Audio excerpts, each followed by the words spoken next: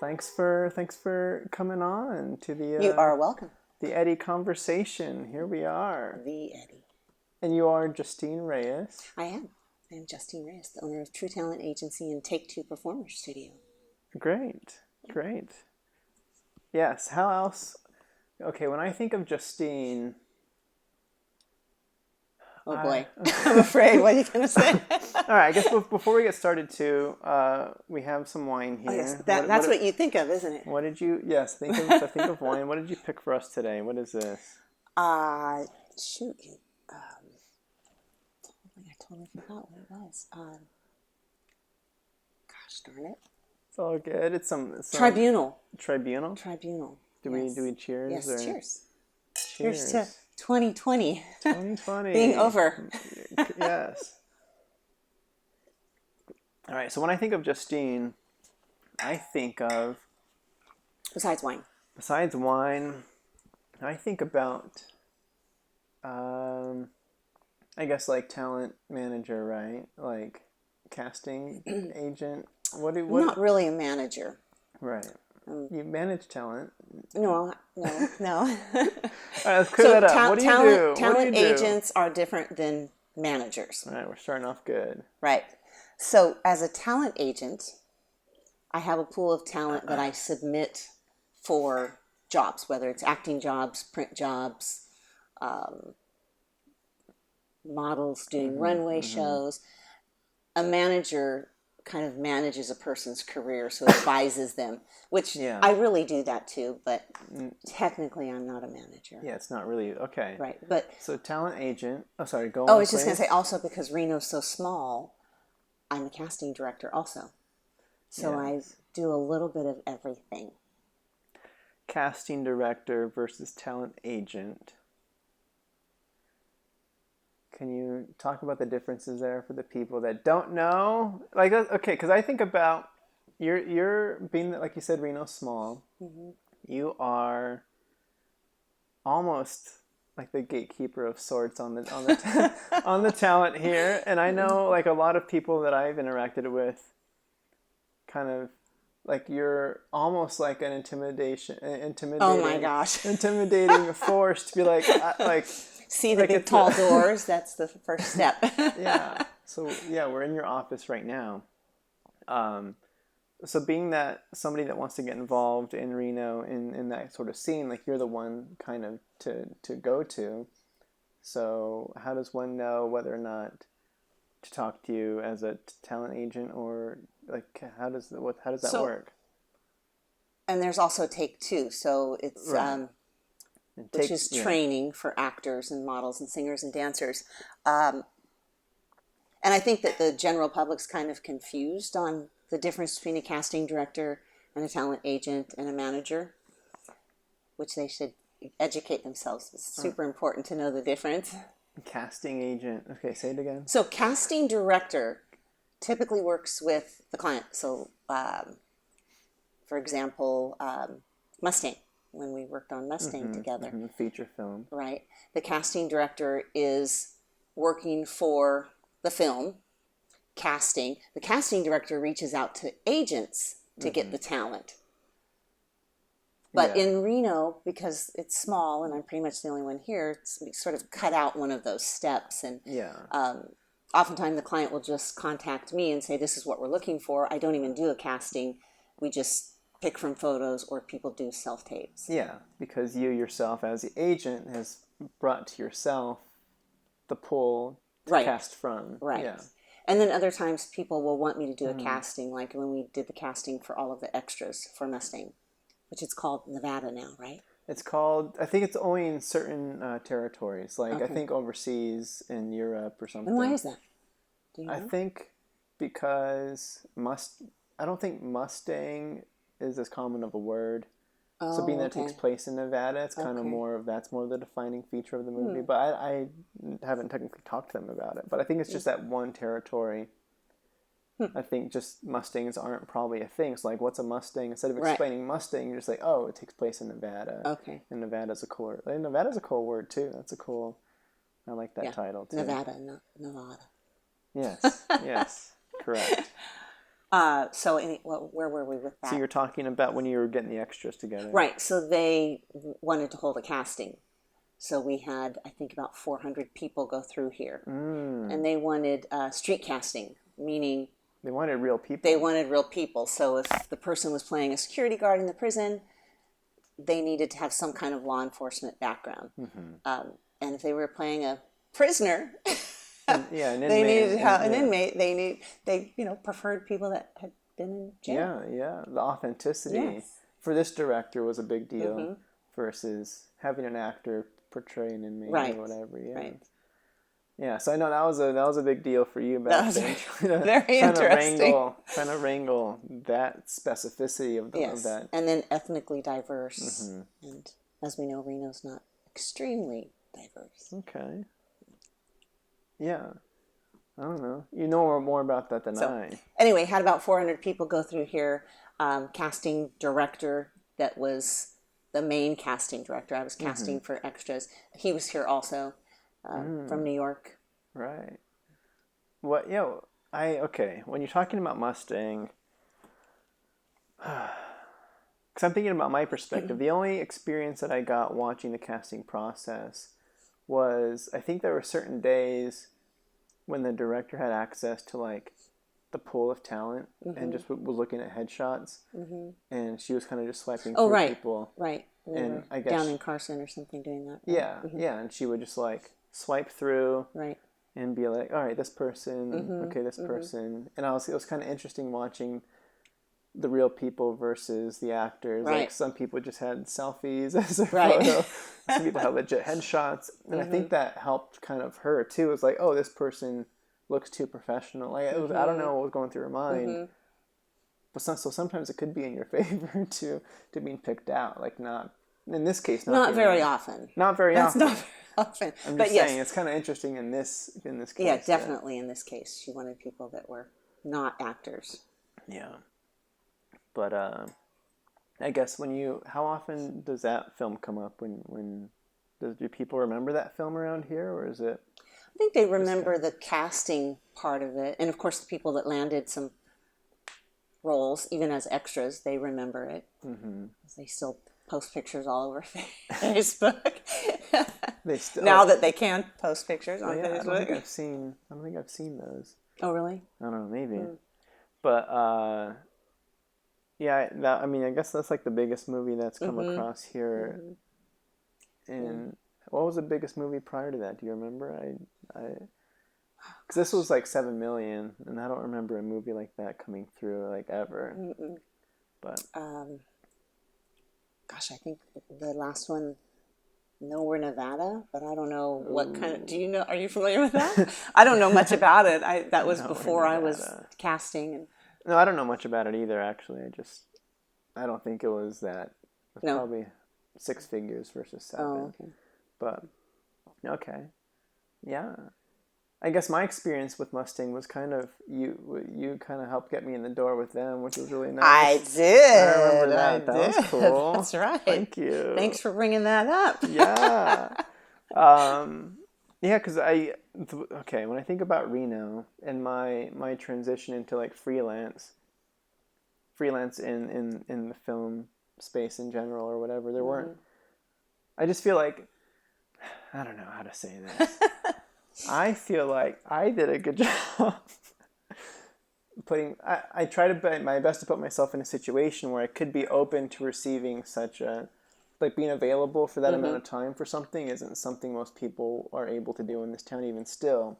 Like I know for the short film I just came off of that I'm here for, they were looking for positions in like key roles for that weekend, and I didn't see any, but like I saw they reached out to Reno Film Collective, which I saw their post, and they were looking for like an assistant director, script supervisor, and maybe like an assistant camera.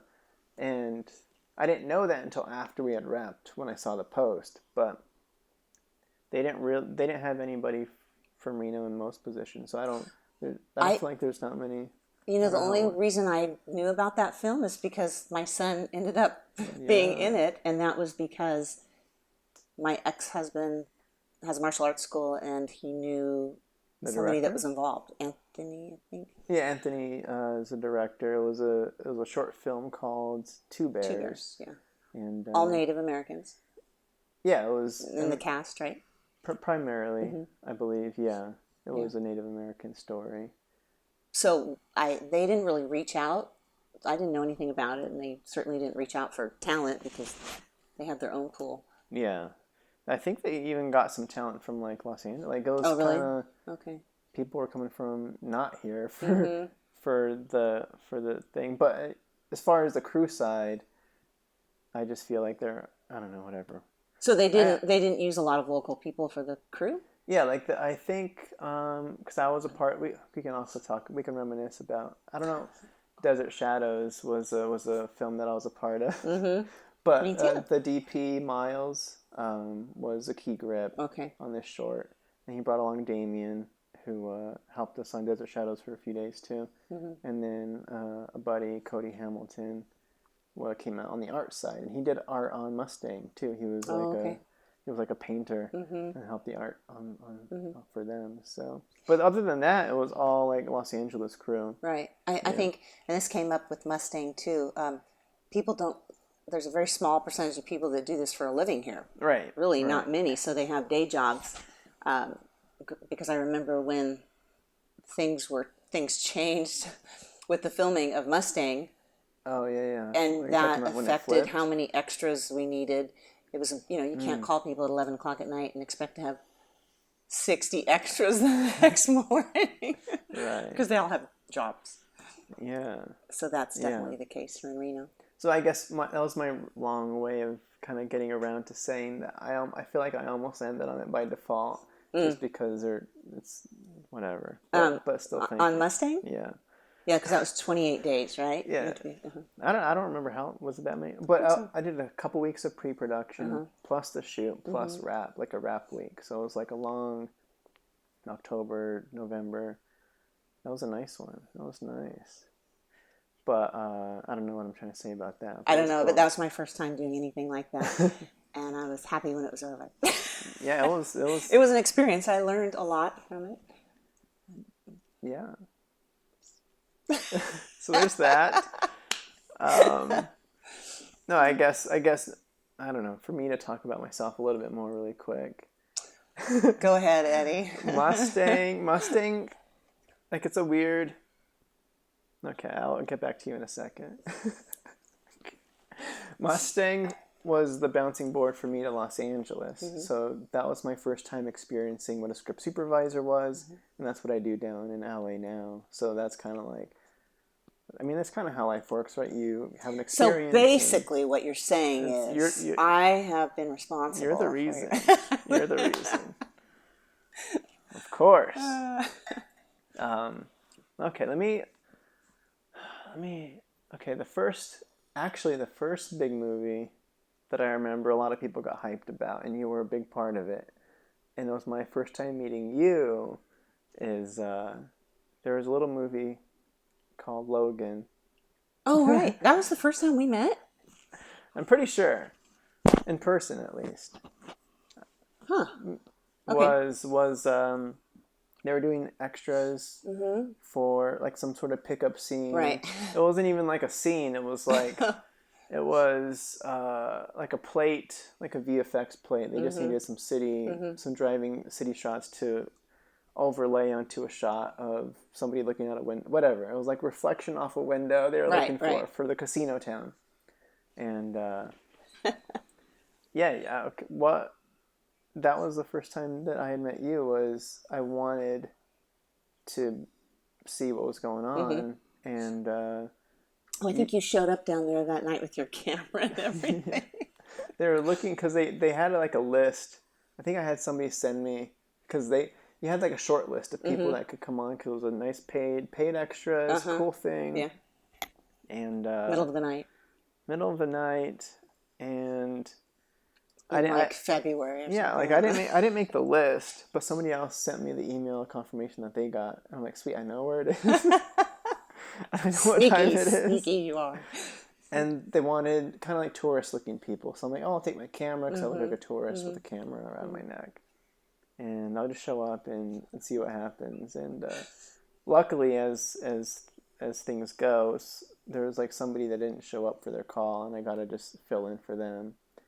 But I was hassling you for like, hey. I do remember that now. It's like, hey, like, I know I'm just here. Can I be a part, or what's going on? Well, you know how that goes, where when you start the casting process, they make it sound really important that you have certain things. Like I cast something from one of our ski resorts, and they were adamant that everybody needed to know how to ski or snowboard. Oh, yes. So we went through this whole casting process, and of course that narrowed the field. And the people they booked didn't even get on skis or a snowboard. All they did was eat and drink around a fire all day. Yeah. So it was kind of the same thing for Logan. Okay, we need this many Hispanics, this many African Americans, this many Caucasians, and they have to drive these kind of vehicles. That was the thing too. Yes. Mm-hmm. I don't think they ever utilized that. I don't think so. Yeah, it's a weird. I always feel bad. I feel bad for actors. So, like, especially like in Reno, when things don't come around on that scale that often. Mm-hmm. It's like, I remember a lot of people were, when the movie came out, they were posting about how they were in the movie. Right. And then I don't think, you just saw like through a window or something, a little bit of Reno downtown passing. Yeah, if you're from Reno, you can tell it's Reno. Right. If you're looking for it even. Mm-hmm. And then there's like, shadowy figures walking on the street that just show that it's not an empty town. But nobody's discernible in the background. Right. So, they still have fun. It's fun. I remember for me, I was stuck with, I don't know if you remember Laura Cooper, I think. Mm-hmm. And her and I had, the second AD told us, like, all right. Don't say stuck with. I was stuck with Laura Cooper. That's not very nice. No, Laura's I got awesome. to hang with Laura. I got to hang with Laura. She was awesome. And the second AD was giving us some direction. Mm-hmm. And even, I hadn't really produced much at that point, but even I had an idea of like, this is not really, I had a sense that this is dumb, and you're not going to see it. So why am I pretending to like win a jackpot over here on the street? Just in case. But that was kind of our thing. I think one of us won big, and like we're trying to like just woo in the street. Mm-hmm. And like, did the camera go? Like, what's going on? Yeah. And I'm like, all right, we're wrapped. And I'm like, oh, that was a weird experience. That felt, yeah. But okay, that was the first time we met. Mm-hmm. And it is now. I remember it is the first time. Okay. I remember you walking in, and I don't know if I said, "Oh, so you're Eddie?" Something like that. Sounds familiar. I think that's how it would go. All right. So what I wanted to do is I wanted to hear some stories from you, if you have any. Because a lot of people... Oh, I've got some stories, but I'm not sure they're the stories you want to hear. Well, I'm sure they might be. Okay, the stories that I want to tell. Yeah. So I wanted to talk about something that we haven't really discussed before. Like your experience as a model actor and that kind of stuff. Like what? Because I want to talk about that. I want to talk about that transition into the agent side and all that kind of stuff. But I wanted to go back to that. Well, let's see. My first headshot was when I was 5. Do you want to go back that far? Yeah, let's do it. Yeah, like what? Let's hear it all. Oh my gosh! Well, I was 5, had my first headshot, was way too shy to do anything. So years later, 16, 17, started to get back into modeling. I was actually going to a school here locally called Showcase Models. Okay. And then went to a competition in New York called IMTA, which still goes on, and we had taken our kids to it, and got signed to Wilhelmina West, which is in LA, modeling agency. Moved down there when I was 18 and started modeling, but I was always afraid to open my mouth. That's not true anymore. I didn't want to act, I just wanted to have my picture taken. Okay. It wasn't like a, when you said open my mouth, I was like, you don't want to show your teeth? No. It was more like so many models say, I don't want to act, and it's just, they're afraid of it. Mm-hmm. But nowadays, you have to be able to do it all. Mm-hmm. So my agency started sending me out on commercials, even though I thought I was just signed for print. And so I finally got smart and thought, oh, I think I should take some acting classes so maybe I can land some commercials. So I did. I took a couple acting workshops with some casting directors down there and landed some national commercials. Okay. All right. Well, we're moving quick here. Let's slow it down. Oh, okay. We have 3 hours. I want to. Okay, let's go back to 5 years old. Oh my gosh. Okay. There's not more to tell about that. No, 5 years old. I guess I'm way curious too shy. about the environment you grew up in. So, like, okay, again, I have to squeeze in my stories here too. I feel like I've always navigated fields where I didn't have anybody. Like when I did mining engineering, for instance, in school, I didn't have anybody in my family that was in the business. And then when I switched to film, I don't know anybody in film. I don't know what it looks like or family or anything. So I'm not sure what if you were what it was like for you. I'm already a little tipsy over here. Oh, good. It'll get so much more exciting. My dad always wanted to be an actor, so he was involved with an agent down there. And we just all 3 of us, the kids, ended up getting headshots. And I don't think I ever auditioned for anything. My sister auditioned for a McDonald's commercial, I remember, where she had to be on the pogo stick. So how many siblings? 3. Okay, and you are the youngest. So they kind of got a little head start on exploring that before you? Yeah, or? But they didn't stick to it either. Yeah. And then we moved out of California and traveled around and ended up here. In Reno? Yes, in Reno. Okay. All right. So you were kind of involved in the early push. Just of like, a little. Like, let's just feel it out because I know somebody and this will be kind of like a fun thing for you to try. Yeah. And then that was on the back burner until later on. And then there was another push for it, or? Yeah, I think finally it was my idea, not my parents. Nice. But I was still shy. Yeah. I was pretty shy until I moved to LA, and then it forces it out of you, right? Yes, yeah. So like I said, I won that competition, but wasn't old enough to move to LA. But 3 days after I graduated high school, I moved down there. Nice. And I'd only had my driver's license. I was one of those kids that didn't. I liked everybody to drive me around. I still do. But I didn't even have my driver's license until 2 weeks before moving to LA. So that was kind of a scary thing. So you learned how to drive in Los Angeles? Well, I mean, pretty much. To drive? Pretty much. Okay. What? So this competition that you won, so it's like a national thing, or what's the memory that you have of that? Like, was there anything specific, or I'm trying to think of like my brain goes to like a beauty pageant, and it's where they ask the questions about like how do you feel about world hunger? And then right. I'm not sure what it was like. So they still go on today. They've just gotten bigger. It's like a convention. So you've got a lot of air quotes going on. Convention. So it's majority actors, and you've got about 100 casting directors, agents, managers, producers that are there, and you're performing in front of them, auditioning. I almost did it again.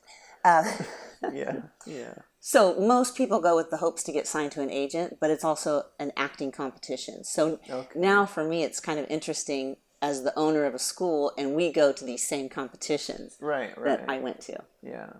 So this was prior to you taking classes, then, right? You were taking classes at that time? I was taking modeling classes at this little school here in Reno. But not acting yet? No. And you won? Well, I didn't do any acting. Okay. And I didn't win. I didn't win anything there, but I still got interest from an agent. So you don't have to win anything. I thought you said you won the competition. No, I did not say that. All right, sorry. Don't put words in my mouth. Sure. Okay. I went to a competition. And that's still what happens. Not everybody is going to get signed, and not everybody is going to win something. And not everybody that wins something gets signed. Exactly. Yes. Yeah. Okay. But it was super fun, and it's a great learning experience. I was in New York at 16 years old. I remember being in Studio 54. Is that what it's called? I have no idea. What's my gosh, you're way too young. What is that? It's like a super famous nightclub, and I was in there at 16 years old. I didn't even know. I guess I'm just not big on nightclubs. So you were in there at 16 years old, being cool. Yeah, because if you were a model, Of course. You could get in. They just back in the day they. I'm sure. So when still the case. I want you to Google Studio 54. Okay? Right now. Not right now, but okay. later, so you realize. Whoa! How cool. Yes, but I didn't realize because I was just a dumb 16-year-old girl. You were just going from Reno. Yeah. I didn't realize until later. I was like, wow, I was in Studio 54. You're like, yeah. And that's probably the best. It's probably the best way to enter it too, is if you knew the way of, or like, I feel like it could be an intimidating experience if, or I don't know how you would have played it differently if you would have known what it was. If that would change. Yeah, anything. I don't know. I feel like I was so dumb at 16. Yeah. Honestly, just, Aren't we all? Shucks. Okay. All right. So you moved to LA as soon as you turned 18 because you knew how'd you knew you wanted to be an actor or model? No, I was still model had the frame of mind that I just wanted to model. And since I got signed, and that was kind of my goal that I wanted to model, I actually moved to Orange County. Okay, that's close enough. And my parents said they would help pay the rent if I went to college. Mm-hmm. So. You almost air quoted there too. Because I went to college for about 2 months. Uh-huh. And if I, it came down to driving to LA for an audition or going to class, I would go to the audition and not go to class. For sure. So. Priorities. Mm-hmm. All right. So did you say you were going to college and then pretended to go to college for like the full year? Oh, no. It only lasted a couple months. Then I just said, I don't want to go. Plus, I started getting work as a model down there. Yeah. So it was a decision, do I go to class or do I make $1,200 a day? The models, they're not getting paid any better today than they were back in the 80s. Everything has changed. It's kind of sad, right? I know. Sometimes less. Because there's so many people out there willing to do it for free. Yeah. Okay. So, anyway, the first big thing I got was I was a national Budweiser girl. Okay. And not one of the Budweiser girls that goes around the bars. That wasn't me. Yeah. Okay. They would pick 3 girls each year and do posters of them. Mm-hmm. So that was a pretty big deal for me, and I got paid. Is that like an ongoing gig that you kind of, or was it like just your campaign that they shot ran year long? Right. Was more the case. Yeah, I just happened to do the summer one and the winter one. Okay, cool. Yeah, so it's fun. You're liking that wine. I haven't had wine in forever. There's a lot of people, we can talk about COVID in a bit, but that went wine crazy in the early stages of quarantine. Day drinking and eating cookies. It's like a bottle or 2 a day. Oh, no, I wasn't doing that. But... I know people that were doing that. Yeah. It was a weird time. But yeah, okay. All right. Should I continue? Yeah, for sure, please. So I did a variety. I was the OPI girl, which you're a guy, so you don't know. Nails. Of course. It was a big thing. And I was the OPI girl for 2 years. So that was an ongoing, I did different campaigns for them. And that paid well. So what was the, I guess, what I'm curious about is what was it like? Was it coming pretty easy for you at that time, or was it still like the crazy hustle of, I don't know how modeling.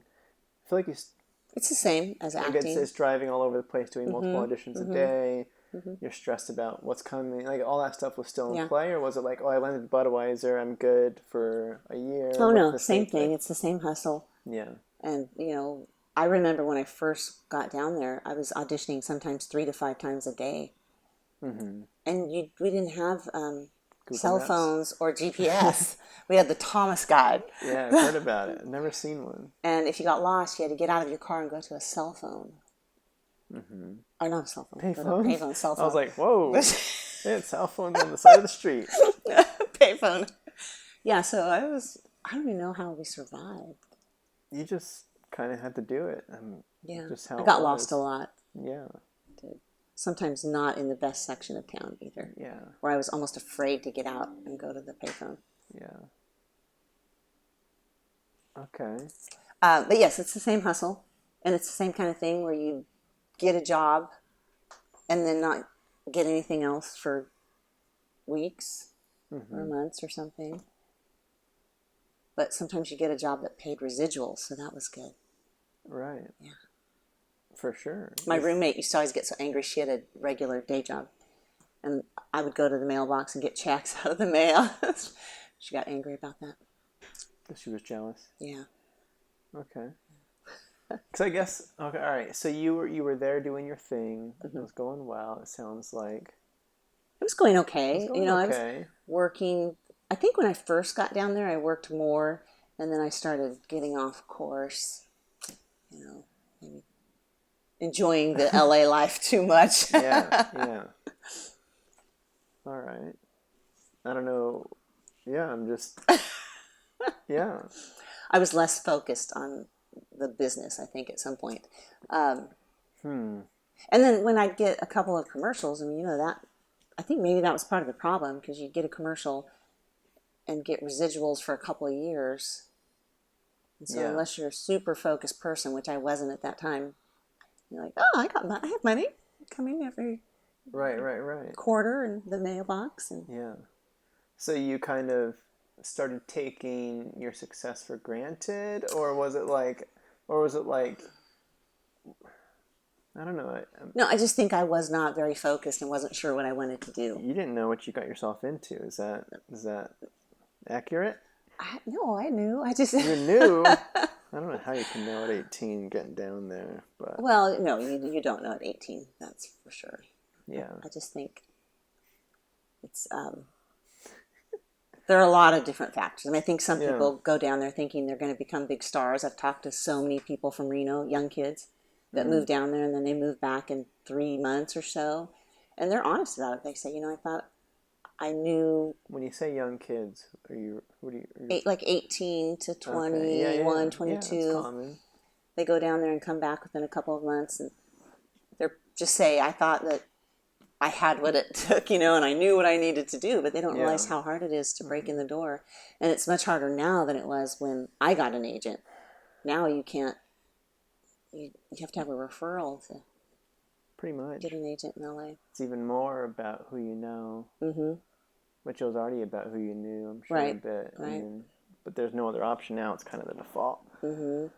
So you're doing your thing as a model. You're getting some stuff. And were you, through that whole thing, were you pursuing the acting side as well, or were you still kind of filling that out? Or not really. I'm ashamed to say I had every opportunity. I actually got signed to William Morris for a while, which I thought was a better move, but they're so huge that I just kind of got lost in the shuffle. I did commercials, but I just was still very intimidated by acting. So, yeah, it was all right. So you had opportunities, and you could have technically, if you really wanted to, you just kind of decided not to go that route. I took some acting classes and I got better, but it just was not what I thought I wanted to do. I don't know. Sure, it just didn't. There. Besides the fear factor. Okay.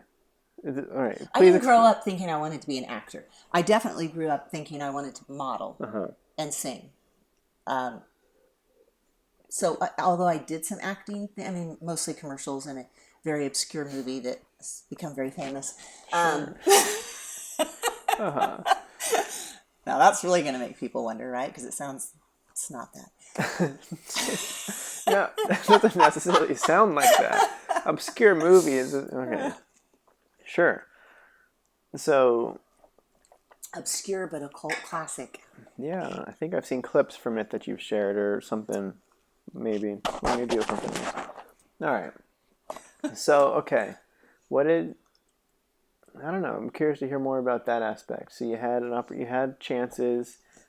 It just didn't feel right. It wasn't really what you wanted to do. I just feel like I didn't really grow into my own skin until I was much older. I wasn't as confident. So I got caught up in that. I was always sort of a wallflower here in Reno. So when I got to LA and there were all these fun things to do, I got sidetracked, I became more interested in going out. The party life. Yeah. One thing that I always think about or I guess I've been thinking about it more recently, is, and I don't know if this pertains to what you're saying, but it's like, as far as young people go, LA is not a place to find yourself, is a thing that is that place to lose yourself. Yeah. So I don't know if that plays into what you're, like you said, you didn't really feel in your own skin till later on. So I'm sure that kind of played a part in what you're describing. Yes, it did. Okay. Yeah. And I think it's funny, I watch things that I did now. And I realized, you did then, and you're watching it now. Yeah. Okay. Well, yeah, I watch things now that I did then. Yeah. And I was so much better than I thought I was at that time. Okay. I mean, not that I was some great actress, Sure. but I did the Bob Hope special and did this little skit in there, and I thought, oh, that was kind of funny. I wasn't bad. Yeah. But I just didn't have the confidence. At the time, you're picking it apart in that moment. You're like in your head, and but yeah, like you said, like there's some potential there. Shucks, why didn't I see it? I could have been a star. But it all works out. Okay. So I stayed in LA, doing what I was doing, modeling, taking acting classes, until the Rodney King riots. Are you old enough to remember the Rodney King? Not really. No. When you were born. Jeez. You have to say the year. But you know about the Rodney King riots, obviously. Yeah. So I was living in Hancock Park, and we saw, that was basically, people walking down the streets with guns and buildings on fire and tanks. And you were seeing it happen? Like you were there in the moment? Yeah. We were on the roof of the apartment that we lived in, a 3-story or 4-story brownstone, looking down. And, it was pretty That's scary. crazy. So at that point, I was like, maybe it's not worth living here. Like that. I'm going to go back to Reno. But I also came back to Reno to start singing. So that was the next phase of my life, is the singing part. All right, let's go there. Well, actually, like I was thinking about, I guess that's like the plus and minus of Los Angeles, right? It's where everything happens. Yeah, everything. And that was recently for me. I recently moved as of April closer to downtown, so I'm like 3 miles out of downtown, and we have like our apartment has like a rooftop lounge hangout spot. So after George Floyd and all those protests were going on, you could hit the roof and look at downtown. There's like a specific day that was kind of coming to a climax of this is the biggest protest day, and you could just see all the choppers kind of just floating around downtown. And you're like, you don't know what's going to happen, and you hear the name of the street on the news that you live on. And it's like, whoa, this is weird. But luckily, it didn't get to tanks on the street or anything like that. But I can almost imagine. Which I'm kind of surprised. I think, it was a different thing happening. There really wasn't any protests going on during the Rodney King. That was just rioting. Yeah. It's crazy. Very crazy. Even here in Reno, it was kind of scary. Little old Reno. Yeah. There was the one day, right? Or I don't know what it was like here. But yeah, it was pretty much one major day. Yeah. Downtown, mostly. But anyway, singing. Just kidding. Okay. I don't. Unless there's anything you had to say about that, but I don't. About those topics. No, the heavy no, ones. I don't All know. Right. I'm just telling you why I moved out of LA. So you moved, and I think I was ready anyway to move on. So I came back to Reno and put a band together. Ooh. Yeah. And then I ended up going to Nashville. I lived in Nashville for a year and worked with a producer. I traveled. I performed for the troops in Korea. I don't know I know you're looking for me to tell you the whole. Well, we can dive into each of those for sure. I wanted to hear about the band coming together. Like, who did? Oh my God! So you moved to Reno, and and you had. Was it people? Did you move up alone, or was it like you had like back to Reno? Yeah. Yeah, because I have my whole family here. So. Well, I meant I don't know if there was any other friends that you had at the time that were for whatever reason. Oh no. Or whatever. No, I don't know. No. Okay, so you moved back, And how quick did the band come together? Like, what was that? How fast track did you make the next move? It was pretty quick. I think my dad was actually my manager at the time, so he's the one that booked the job in Korea performing for the troops. And so we had to get a band together. All right. That's nice. Pretty quick amount of time. Yeah. Well, do you recall? Because I guess that feels like the best way to bring a band together too is like, oh, we have a gig that we can prep for. Like that's kind of nice. Well, and there was an environment in Reno, not so much anymore because most of the casinos don't have cabarets anymore, but there was an environment amongst the musicians. I'll probably get in trouble for saying this, but that they were, they were just playing for the dollar. And so if you didn't have a bunch of gigs lined up, it was tough to put a band together. And I was not putting together an original band, per se. I was putting together a band to play cover tunes for the Korea tour. Yeah. So it's tough. It was tough to put a band together. So explain to me, I don't understand the Reno thing you're talking about, where it's hard to put a band together if you don't have a string of gigs, or how does that work? Yeah, so I don't know if it's true now. It probably isn't because majority of musicians in the Reno, Las Vegas area played the cabarets. You know what those are? I don't venture through cabarets. But the casinos. So the casinos all had music. So they kind of bounced from one band. Tell me more about these cabarets. It's just No. Yeah, okay. I get it. Yeah. Okay. And they have the live music there. Right. Yeah. But the musicians in this area, that's the majority of what they did back then, is just play in cabaret bands. Yeah, where else are you going to play? Yeah. Either they were just leaving a band or they had been in a band for a long time and they didn't want to join another band unless you had a bunch of gigs lined up for them to make money. If you wanted to have experienced band members, it's kind of more the clarification there. Okay. Yes. Not that it was hard to bring their high school friends together. Right. Well, I mean, Rob did that. I mean, his band is rocking, but they never played anything. Rob had played his whole life, but that you're talking about, that's a different time. We're talking about back then. Yeah, no, I'm talking about two different times. I'm just trying to confuse you right now. Sure. Sure. Yeah. Okay. Anyway, put a band together. It's not easy to put a band together, and it's even harder to keep a band together. So who did you get? Well, you're not going to know anybody. No, I mean, what relationships did you have that you pulled from? Was it like this person I went to high school with? It was slow going. Or was it just your band manager? Mostly my dad handled that part. And put people around you? Bringing people in. I started out just playing with a piano player.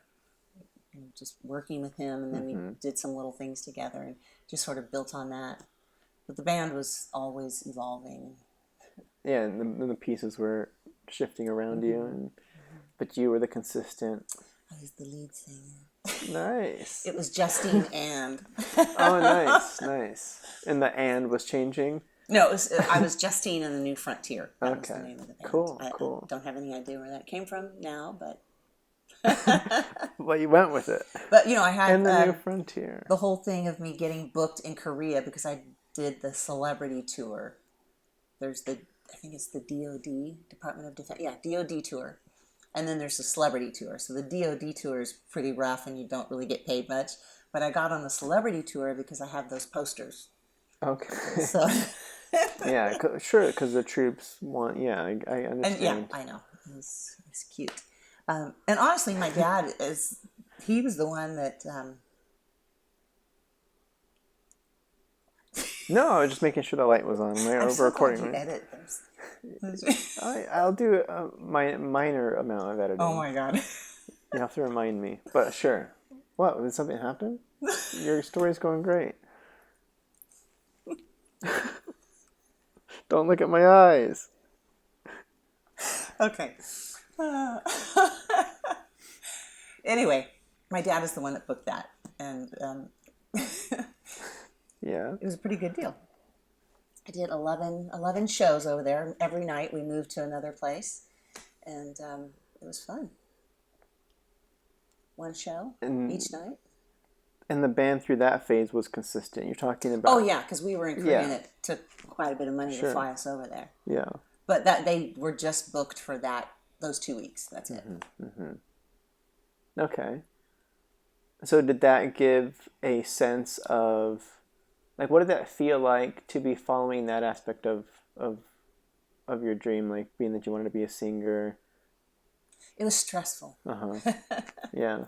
Honestly, I enjoy this side of it better, being behind the camera and working with talent, than being in front of it. Okay. So you felt it out, and it still felt kind of similar to the acting feeling where, being that you're performing, there was like this different kind of pressure to it or something? Yeah, I think so. I mean, it's funny hearing myself say that because I did a lot of things. I did a lot of print work. I did a lot of commercials. I played music for a long time, but there was a certain pressure to it that I didn't like. All right, so let's talk about Nashville. So just to re-clarify, you did the Korea tour. And then, like you said, there's some sort of feeling there, but still you wanted to feel out maybe what getting your own stuff produced felt like. And then that's, I don't know. Right, so I moved to Nashville to write with a producer and his team. I lived there for a year. It was an interesting experience. Okay. But then some things happened in life, and I ended up getting married and starting a family. Nice. So I did try and perform a few times after that, but it was gone. It's pretty tough to have newborns and play music until 3 o'clock in the morning. And they don't care; they're up at 6 a.m. Yeah. What was I guess, like, I've been talking to, like, I just had a solo artist, singer-songwriter on the last episode that hasn't come out yet. And it's kind of interesting hearing about what that process is like. And, like, she had worked with a producer to get, like, her first 3 singles done. And then now she's working on her new stuff, and that producer didn't really have time for her anymore, so she started learning to self-produce. So I don't know what that was, how involved, because I love the collaboration process and hearing about what that stuff is like. So I don't know what you recall from that experience. It's pretty much the same. I think more and more bands and artists are doing their own recording. I was doing a 10-song CD, so it was a long process. Tried to write some of the stuff. Also was shopping through publishers for songs. But it's a very interesting process, especially if you're not a musician. So I was a singer, but I didn't play an instrument. Yeah. So you're not going to curate your own So being in the instrumental room, side, because I was working with somebody that had hit songs on the radio, and being in a room with him and other writers, it was very intimidating. Sure. Because I'm assuming the scenario might be like, especially if you're starting that 10-song process from scratch, is it more like, are you voicing, like, your personality and who you are and what you want to, like, what you see for yourself, and then they curate for that? Or is it the other way where it's like, all right,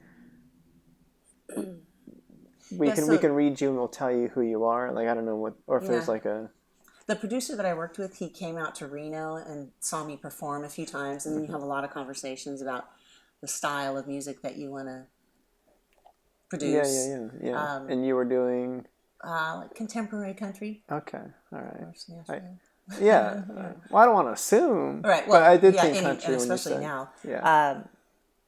See, I think it's a little bit of both. What I saw myself doing, and then what he envisioned me doing, also. Yeah, and then, like you said, there's that pressure of, like, they have more experience than me, right. So I'm going to maybe lean their way, even though, like, that's a weird, I could imagine it being a weird thing. But that seems like a cool experience, because I know, like, I don't know how involved you are with artists that you meet here, but I know you have experience with a little bit of, I wouldn't call it official managing, but you probably can give advice to artists that are in the pursuit. I try. I think I don't know everything. Everything changes so quickly, but I think the advice I try and give them is just be careful, because That's we vague. both. There's so many people out there just wanting to take your money for whatever we're talking about. Whether it's the pursuit of acting or modeling and singing, producing. There are a lot of producers out there, well-known producers, that will produce anybody as long as they want to pay the money. Yeah. So I guess your be careful is more of like if they're asking for your money. Well, they're all going to ask for your money because nobody in music produces for free. No, not that I don't know that to be true at all anymore. Yeah, I guess when I think about producer, I think, I don't know, like in film, there's producers that do stuff kind of for free, where they're making the money on the selling of the film, but during the production side, they're not getting paid. Yeah. So I wasn't sure if it was. I guess it's different, but I mean, it's different with signed artists, but you're going to pay at some point. You're going to pay at some point. Yeah. Even if you don't pay out front, you're going to pay. Okay, more. so the family got going, and you were you? What was what was that transitional phase like with like maybe music's not the thing now because it's difficult and like finding the time is not really a thing? Did you? I don't know what the time frame looks like, but at some point you landed in what you're doing now. Was that like a straight dot from that to this? No, not at all. Did you go back to school for trying to be a doctor or something in between? I don't know. No, I had 2 babies, and one, as you know, had special needs. So Easton, who has Down syndrome. So that was pretty. I don't know. That it was. I won't say that it was not typical with him, but we had different issues, so it was more time consuming. And 2 kids, 15 months apart. Don't have any kids or anything. Correct. That kind of takes over your whole world for a while. So. I mean, that's what I've heard. Yes, yeah. So I really wasn't doing anything except being a mom for a couple of years. And then somebody called me to come and teach a class at a school that used to be here. And so I went in and I taught the class. And the class was? A modeling class. Okay. I was just subbing for someone. And that kind of kept building. They said, oh, you want to teach some more? And then I was the director of photography and then the director of education. And then I was the director of operations and running the school. Yeah, that's what I was going to joke about, but it happened. No, that was it. That was, you do that. So it was sort of, that was the transition. And then I moved on to doing my own thing here. Yeah, once you kind of, I could, no, for sure. Once you get the skill set, and you're like, well, why do it for somebody else, or whatever the case may be, or if that school, I don't know. And honestly, I didn't even know what I was going to do. I wasn't even thinking about working or doing anything. Probably Raja here. Right, you're picking something out of your eye for those not listening. Sorry, for those not watching. I wasn't thinking about what I was going to do besides just having my kids. Yeah, it was more about providing. That was more of being a mom. Yeah, doing what you do, make money, and be a mom. Yeah. Okay. So you kind of fell into it in a way, but I did, and then I realized, this is what I want to do. So it became fun, or was already? It was fun from the beginning. Yeah, I liked it. But it took a while for it to sink in. Of like, wait. And actually, now that I'm thinking about it, when I came back to Reno, I did makeup for a while on a few sets for different jobs. Yeah, I forget sometimes about the stuff I've done. Okay. So you were a freelance makeup artist, which is not really my forte, but I just kind of fell into those things, and then it transitioned into the school and. And now this. And now you're on top of the world. Nice. All right. So how is it? So how long have you been at this? Do you officially call it like full time what you do now? Like when did it officially start for you? If there's a... I started Take Two 11 years ago, and it was really full time from the time we started thinking about it and putting classes together. When you have your own business, it's all the time. For sure. I started a little 500 square foot studio in the South Reno Athletic Club, and then moved to, do you know where that is? I'm thinking... You can see it from the freeway. I feel like... South Meadows. I'm trying to think if it was the same space that we rehearsed for my first acting experience. Like Bill Quimby had... No, that was across the street. So that was, okay. I moved from the gym to the place across the street where you auditioned or rehearsed or something. Yeah. Okay. So on Gateway. Cool. And then moved here 5.5 years ago. I signed a 10-year lease, and I was like, oh my God, 10 years? That's going to be forever. That's a commitment. And it's already 5.5 years have gone by. Halfway there. I don't know. Did you want to talk... All right, so we can talk about... You got it? No? All right. My dog, Raja, goes everywhere with me. Your dog, Raja, is a husky. A woolly husky. They have hair. Which all that means is she has a ton of hair. Yeah, that's all the it woolly means. Part, yeah, and that she drops everywhere. And it's in your eye. Yes. Okay, like I don't know how much you wanted to talk about the future, but I guess I am curious to hear about...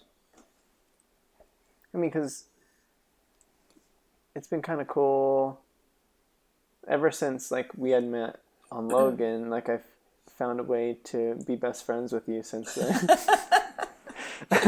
which I like. So I mean, I get to talk to you quite frequently about, like, how's it going, and getting some insight into, like, what's going on and all that stuff. But for those that are curious, because like I said, you can, at times, for some people trying to pursue the talent side, it's a big, scary thing to try to make the jump in and talk to Justine about, like, this is what I want to do. And I'm sure you talk to people all the time about getting those random cold calls about, oh, my daughter wants to get involved in acting, or, hey, I want to get involved in acting. What do I do? How can I get signed? Or I don't know if there's some... I guess this would be, like, what's your base advice on... I'm sure it could be translated to other regions too, but, like, as far as, like, Reno goes, how you approach people wanting to get involved in what your standard opener is for those kinds of people. It's tricky because I have the two businesses, so True Talent Agency, which is the agency, and then Take Two, which is the school. Yeah. I had the school first and was hesitant to open the agency. Number one, I didn't think there was enough business in Reno to support a talent agency, but also just didn't want those two businesses to sort of cross over and people think it was conflict of interest. Yeah, because there have been a lot of sketchy things like that, not just in Reno, but all over. So that's the difficult part, because when a mom calls me and says, oh, I have a really pretty daughter, she wants to be an actress, but she's never had an acting class or she's never done a play or anything, but they want to get signed to the agency, it's kind of hard for me to make that transition or help them make that transition to realize that they need to have training. Yeah. So I guess, like, it becomes more of an education mode at that time, even for the person on the phone, to be like, let's gauge where this person's at, and then you can split them in either direction, and it's kind of like Well, we have two phone numbers, so there's a phone number for True Talent, there's a phone number for Take Two, but oftentimes people will refer other people that they know to True Talent, and they're just, cute kids with no experience or anything. And some kids are naturals and don't really need to do anything. But I think a lot of people will email me, and I respect this, the ones that say, I want to be an actor, and I was just wondering if I can get together with you for 30 minutes and talk to you about the business. And I respect that, but at the same time, I can't give away 30 minutes of my time with everybody that asks to sit and advise them about the business. Yeah. No, for sure. There's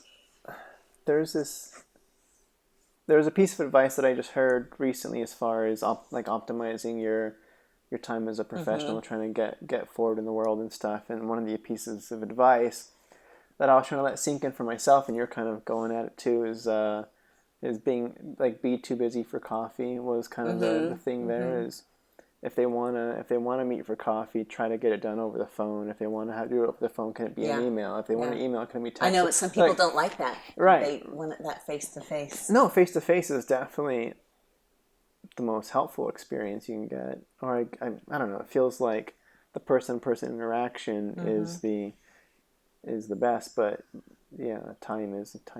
Your question was, so and just introductory advice for somebody wanting to get involved and talk to Justine. Being that time is valuable, of course, you can't just give your whole day to consultations. So how I know you have special days where you have kind of people come through. Yeah, we haven't even done that in so long. Just having time, and then because once it's not just having them come in for the open call, but then you have to address each and every one of them, and I find it hard to do that. Yeah, it's kind of just taxing on the day, or it's just following up, and I don't want people to come in and not follow up with them.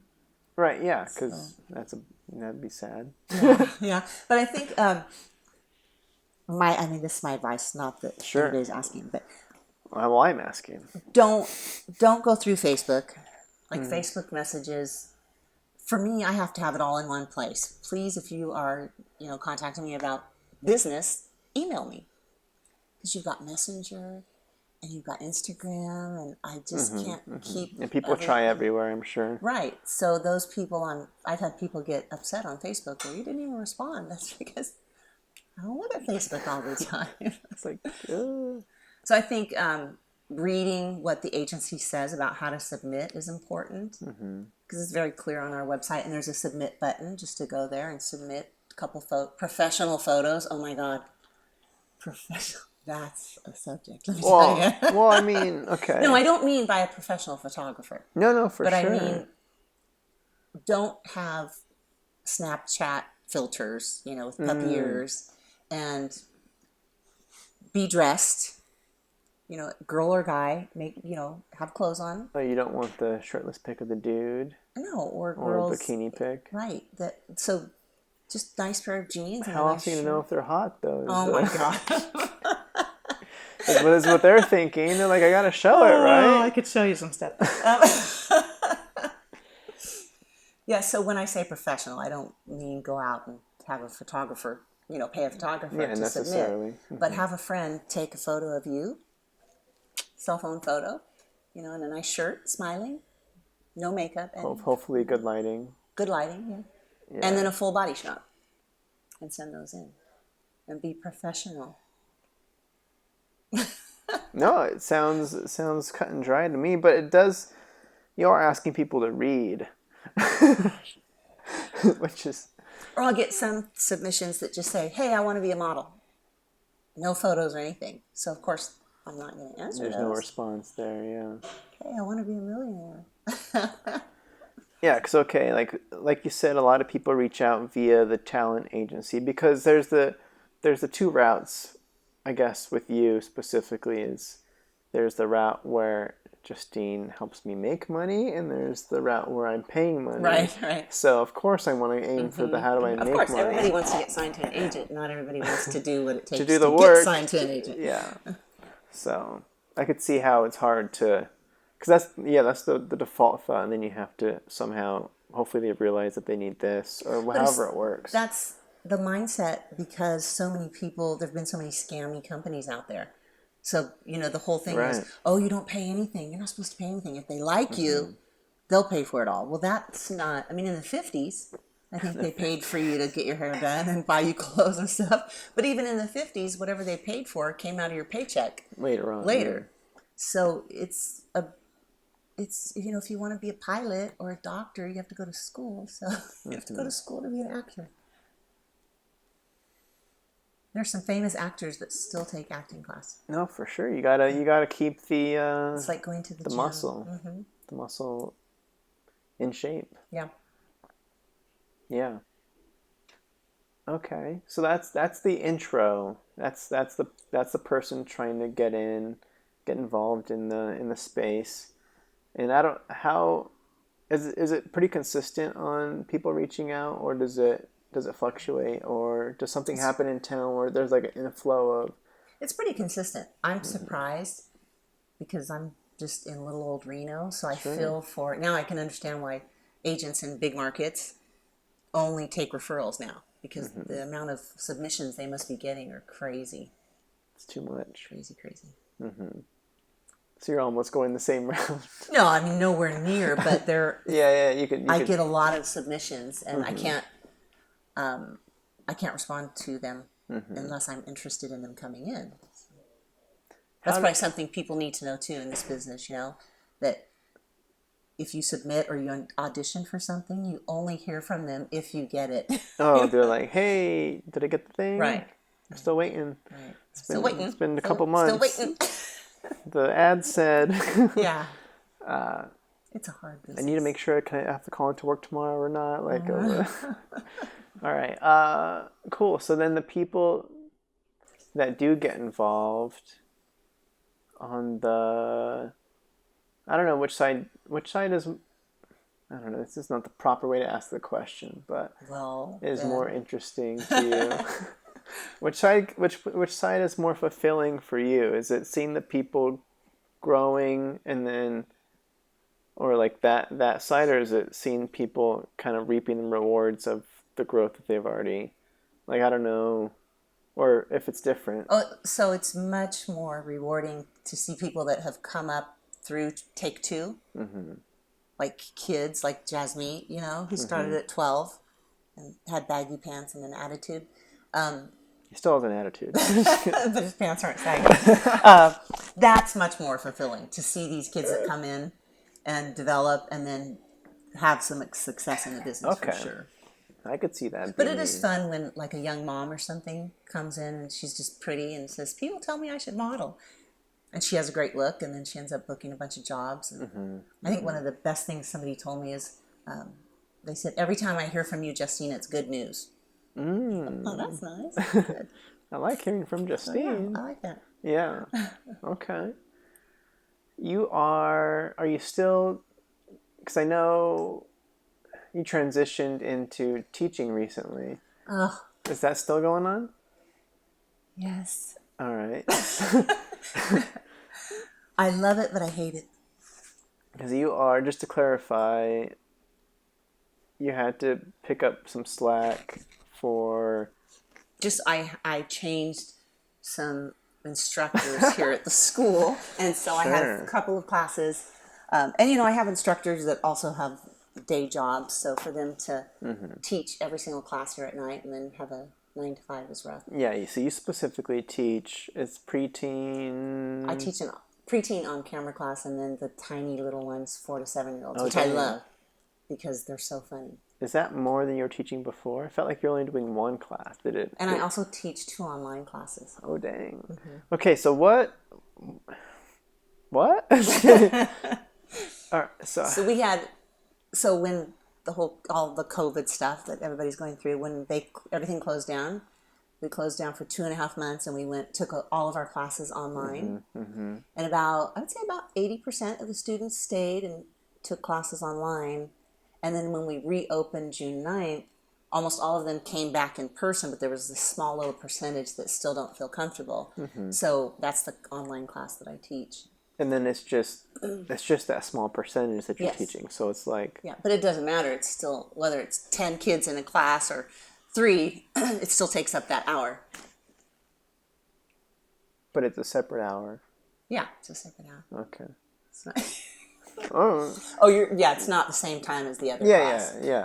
That's what I was thinking for a second. Like, I don't feel like that would be optimal anyway, where you just have like an iPad set up and then just streaming a lot. I've had some parents ask me about that, but I can't quite figure it out in my mind. It doesn't. It's one or the other. It's all online or it's not. It's my I think my thought. I think the online there's probably a big market for it, even outside of this area. Like I know there's a place across the street that teaches music, and I think some people have like opened up a whole new market for themselves when they had to take things online. I don't really like it. It's not as much fun online as it is in person, for sure. It's not real. Just kidding. You taught an online class for me. Yeah. I had the luxury of being a guest instructor, or however that worked. But that was cool. Like it's weird to me.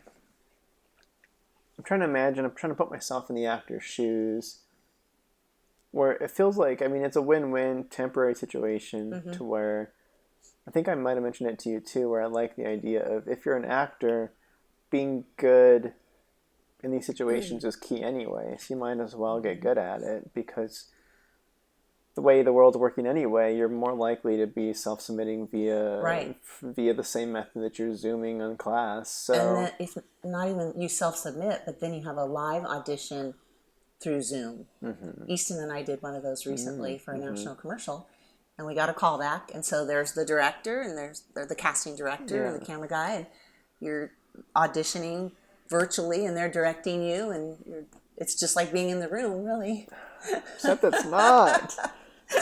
But okay. Yeah, it's like the introductory phases. It's the self-submit with your video, and then we call you for the callback. We have the Zoom call with you. But people are booking straight from virtual. They're not bringing people in person. I guess some people I'm sure it depends on the scale of the project too. It's like, we really need to feel the on-screen chemistry between two actors. Yeah. You're not going to get that via the Zoom, but I'm sure it's more often than not, you got to be good. I personally think they're going to hold on to the virtual casting room for a long time. They've realized, this is much easier. It's easier for everybody, technically. Like, the traffic in Los Angeles is crazy enough. So you might as well, if you could do it almost without living in LA too, like you can just, I don't know how it works, but it does simplify the process. But I don't know. Okay, so you came back from COVID. You opened up your doors. And it was like the floodgates opened. People were so bored and so tired of staying home and so excited just to do something. Yeah. So yeah, most of the people came back. And for all the classes too? Nice. Although Michael, our voice instructor, he still does some online voice. That's the weird thing to me, an online voice class. Because you know how Zoom is, right? Zoom and all the virtual stuff. You've got all the interruptions of the internet, and you've got... This doesn't sound right. Is that more of the... Right, or it freezes. And so, but they've been doing virtual voice lessons for a long time. People pay big money to do voice lessons with people all over the world. I've never understood it. Yeah. I think you need to be there in person. That sounds more like a Zoom-friendly thing to me than the acting. But, really? Yeah. No. Because acting, I gotta feel what you're giving me and react like in the scene. If we're rehearsing on Zoom, then there's just like I can't touch my scene. Like, it's just, I don't know. There's an element missing. No, I get that. Whereas voice, I don't know. We've done a table read for a movie with 30 people in the cast. Zoom. That's a nightmare. That sounds like torture. I just think that you have to, I don't know, right now, you have to kind of accommodate everybody for a while. I don't know that we're going to offer the online classes forever, but probably at least through this year, just to see what happens. Until you guys shut down for the holidays or something. Yeah. The New Year, maybe. Christmas. Yeah. Okay. Maybe. We'll see. I guess it depends on what the demand is, right? Yeah, and I feel bad. I was telling Rob this, that, each week I'm like, okay, this is going to be the last week I do an online class. But then you get in the class, and you can tell that these kids who haven't been allowed to leave their house for 7 months are so happy to be doing something that they love. This is the thing they look forward to each week, yeah. Yeah. We do it for the kids. I don't want to be the Grinch. Yeah. Well, you can always blame it on somebody else, but in the end, that is the weird thing of being the boss. Is it is up to you on what happens. So that's kind of cool. Thanks, Eddie. Yeah, that is cool. Pressure. That's fun. Okay, so you open your doors, and people have enjoyed it. Yes. And you've kept them, and it's been going well. Mm-hmm. Yeah. As far as the agency, that kind of stopped completely for about 30 days. There was nothing at all. And then a few things started trickling in, and they were very small productions. And but now it's pretty much back to normal. I mean, there are a few big clients missing that just aren't doing ads because they have no reason to. Mm-hmm. But it's good. It's interesting. It's interesting. Yeah. Whoa. I don't know. How is it in LA? Do you feel like it's getting back to normal, or I think you guys it's tighter restrictions there? Yeah, we're still, as of right now, I don't even know what's going to happen with California's crazy. So we still, like over here in Reno, you can dine indoors in Reno. You guys can't dine indoors? We can't dine in. It's only outdoor dining still. Like we still haven't even gone far enough. Like they've opened malls maybe just a couple months ago or even sooner than that. But it's been super slow. Like, I mean, like Disneyland's still closed. Like movie theaters are still closed. Like a lot of stuff is still just not in operation. See, I kept saying after the election we'll know, but we may not know. It's tough. It's this tough. This is November 4th. But I don't know. As far as the tough thing about COVID, of course, is there's really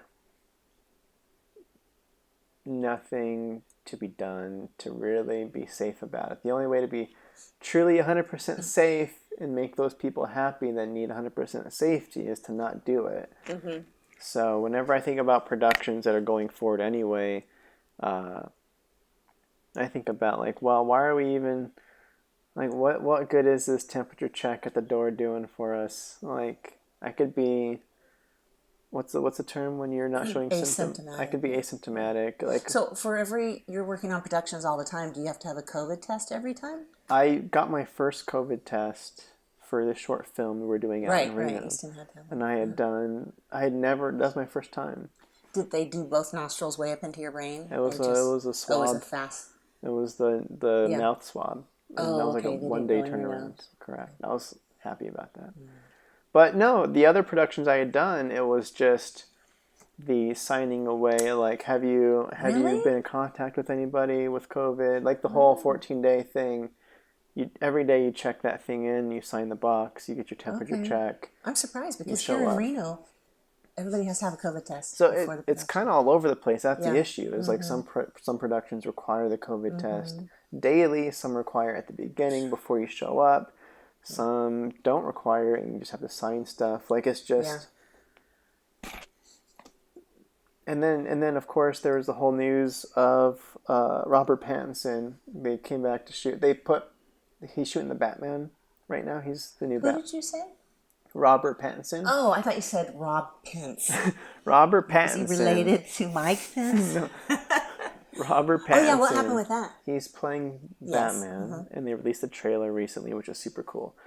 But they halted production for COVID, and then they brought production back not too long ago, and 3 days in, they had to shut down because Pattinson tested positive for COVID. And that's a production where they have the resources. Right.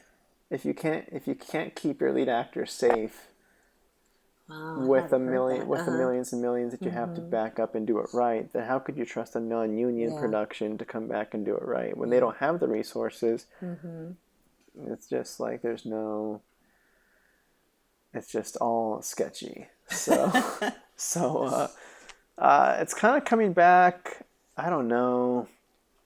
I don't know how many of the people that I know, like I don't know how many people are working or what the percentages are, but for me, I've gotten lucky enough to have stuff start coming in.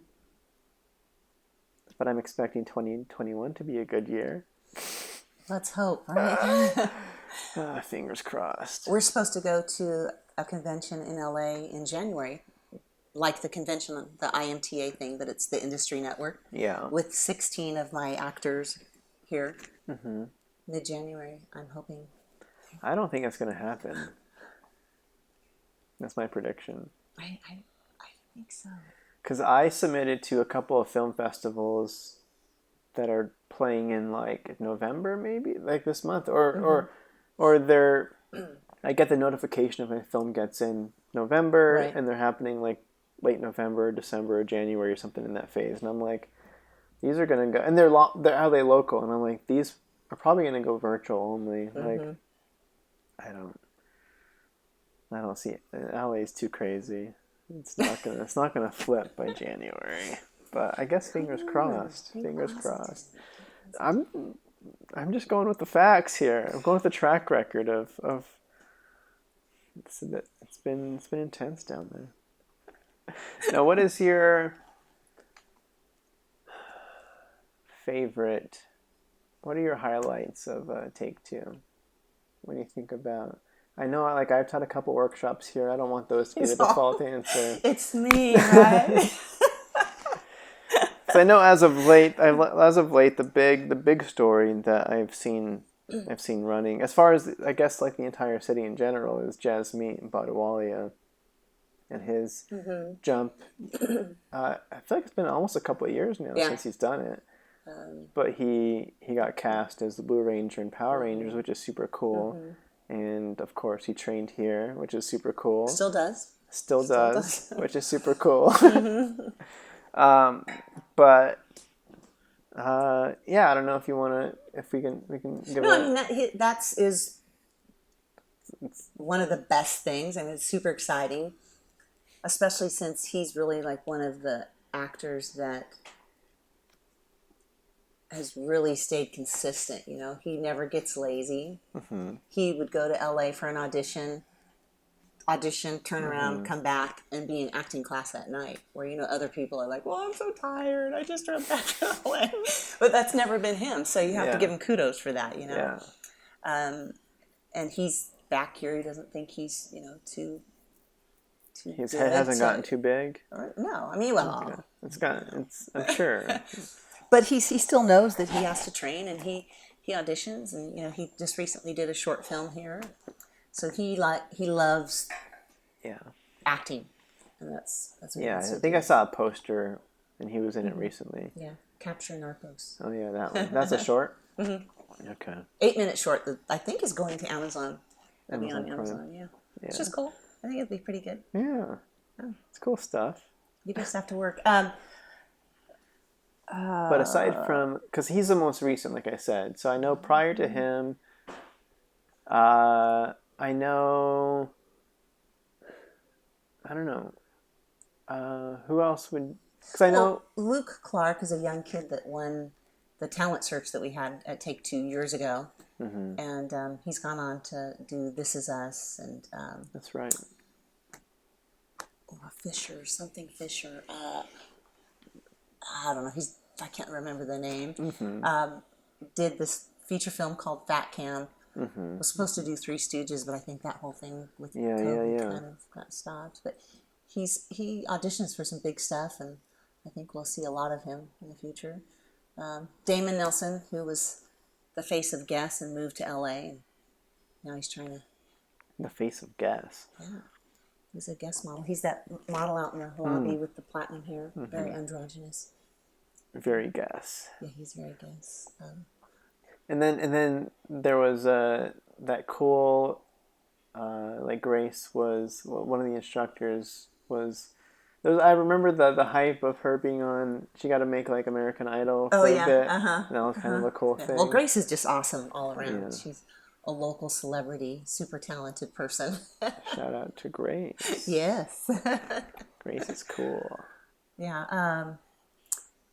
And then we've had a couple kids in Lifetime stuff, young people. Lifetime movies have been great locally. They cast some local parts. Yeah, what was her name? Melissa Joan Hart? Yes. Yeah. She did 2 Lifetime movies in this area, one in Tahoe and one in Last year was Christmas Reservations. And we had, no, I'm not, I said it as a question, but I didn't expect you to know the answer. You've had wine. But we had 2 kids that had big roles in that movie, and then we had a ton of people that had some little smaller roles. Yeah. And then most recently, Feliz Navidad. Angel had a pretty good part in that movie. Had a bunch of extras. You know, it's a big deal for people to do extra work on stuff like that. It pays well because it's union. So it's not bad when you do union extra work. No, it's cool. Any opportunity to be on set is a plus. Yeah. And I think I like how much more appreciative people are of the experience in Reno versus LA. Yeah, where it's like, wait a second, I'm not going to be an extra on this thing. I'm down here to be the lead role. And well, agents always tell you, don't get known as an extra. I don't know if that still applies, but I think it does. I think it's some sort of there's something in the water that prevents. I don't know. Like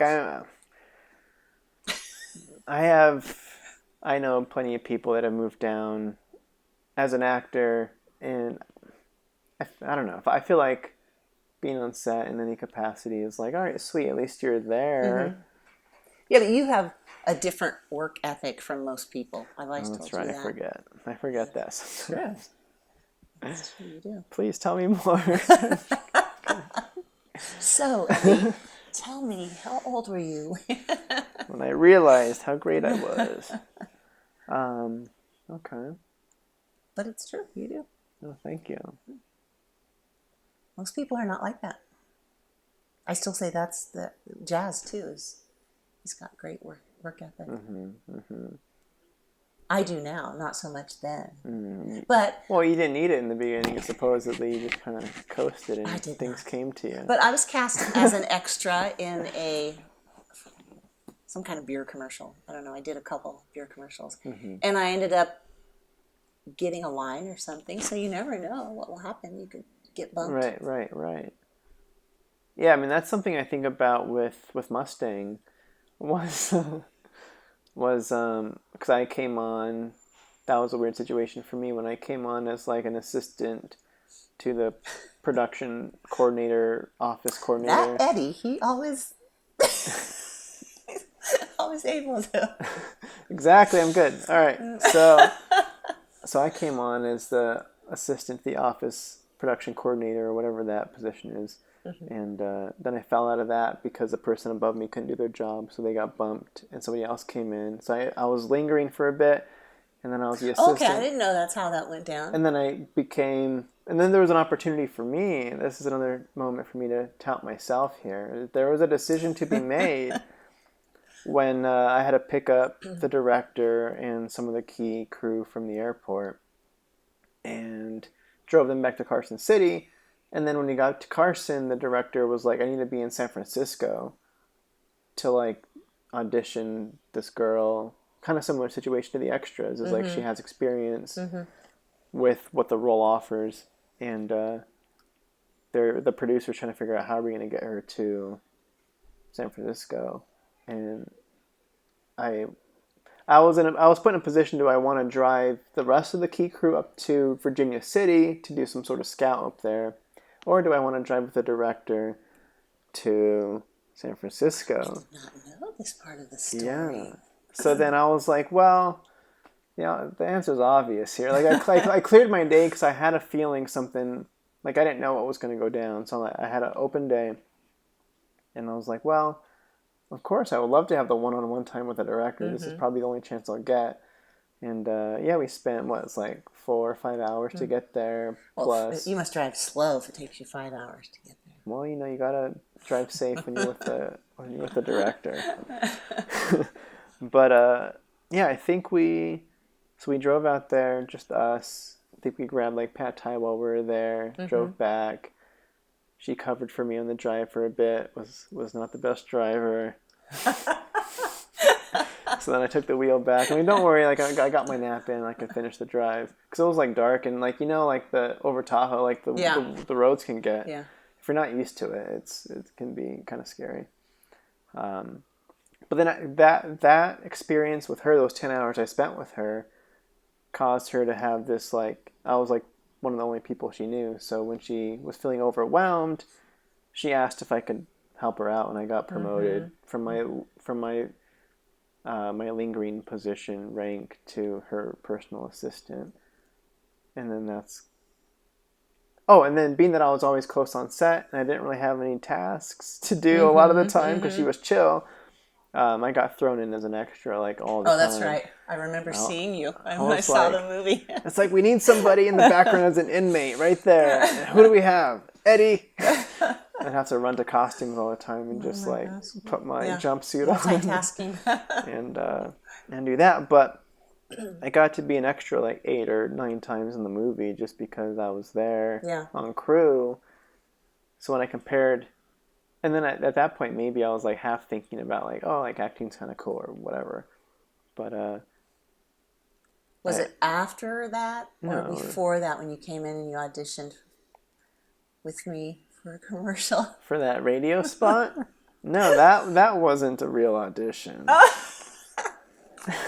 Okay. I'm trying to remember.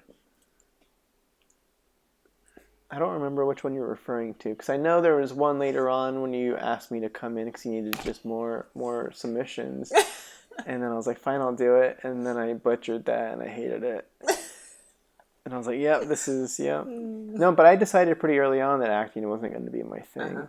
It was early in my same but different short film phase where I was like, all right, I enjoy the backside, the behind the camera more. Yeah. See? Same. Yeah. But I did like the chances. Like being on crew got me more opportunities to be on camera than just pursuing just the camera side, which was weird to me to witness. And some people think if I'm going to try to be a PA on a thing, then they won't see me as an actor. But maybe, I mean, there's a chance that you might just be the one that fills in, because like I was on a TV show recently, and the actor that we had for the day player, his temperature reading was too high. So we couldn't let him in the building. So we had to like recast in the moment with somebody from the crew. And what was that for? That was for a veteran television kind of like skit show. And luckily, like a lot of the people, some people on crew are just like veterans and have been a part of the production before. So there's some like PAs and stuff that I guess had acted and are funny, and because it was a comedy, and we just had to. That was an opportunity for somebody to step up from their PA role and act with like a ton of dialogue because the actor. And it was you? No, it wasn't me. Oh, it wasn't me. I did not. No, it was for like a military general, kind of loud personality. Okay. That would not have been. No, that wouldn't have been you. That would not have been me. I think more and more these days those lines get blurred. Like people are doing everything. People are making their own movies, producing, writing, directing, producing, starring in their own movie. And it's more control. Yeah, once you turn into a Ryan Reynolds or something, and rather than just waiting for somebody to cast you, you attach yourself to a project, and it gets funding because you're a part of it. Like it's that's the dream right there. Having the Reese Witherspoon power of greenlighting your own stuff, which is cool. But they're not gonna produce a film for them to be like an assistant director on it or something. Well, no. It's not that blurred. But yeah. I just mean with people doing their own stuff out of necessity, really. They're doing a small project and don't have a budget, so they're kind of doing everything. Oh yeah, for sure. I'm all about that. I know. I'm all about that. So what is Reno? Is Reno evolving to you? Is it growing? I think so. I think so. I mean, it's definitely growing if you're just talking about numbers. Well, sure. But the business, as far as I think so. And I think COVID, in a sense, has helped a little bit because California's so strict. So I think a few things have gotten pushed this way. And it's just spreading out all over. California's not the spot anymore. Again. How many times? We could have played a drinking game. Every time we do this. There's an air quote. Because that was all. I mean, that was a big reason for me moving from Reno to Los Angeles is because I can't be a script supervisor in Reno, yes, of course. So you can, but you can't make any money. I would have made some money this weekend. I would have been the only script supervisor to respond in the Reno Film Collective thing. Yes, I'm free, please.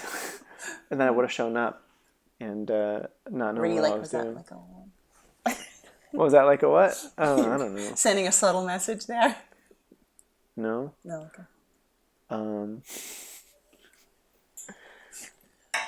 But like I don't know, Nevada. Because I guess I'm more referring to the moments we had where the tax incentive came through and the convention center got like the cool name slapped over it, and then it got taken away, and we no longer had a studio that we were trying to push. Well, that was never a good studio to begin with, right? It was a nice idea. It was a nice idea, but it was. I would like to see somebody try at least. I don't know. I'm not too familiar with how that would have played out, but that was a little messed up from the beginning. What's your? I don't know. Do you have any takes on that? Okay, just no. I think anybody that knew anything about that knew that there was. That it was never going to work. Well, yeah, I think there were some not the right people handling it, and then when they took all the money.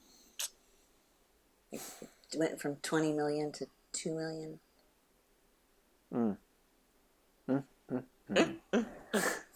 Okay, but I'm like since then, like the incentive came back. That's why Mustang shot here, right? Like, well, yeah, it is here, but there just wasn't as much money allotted for it. Yeah. It wasn't the same thing.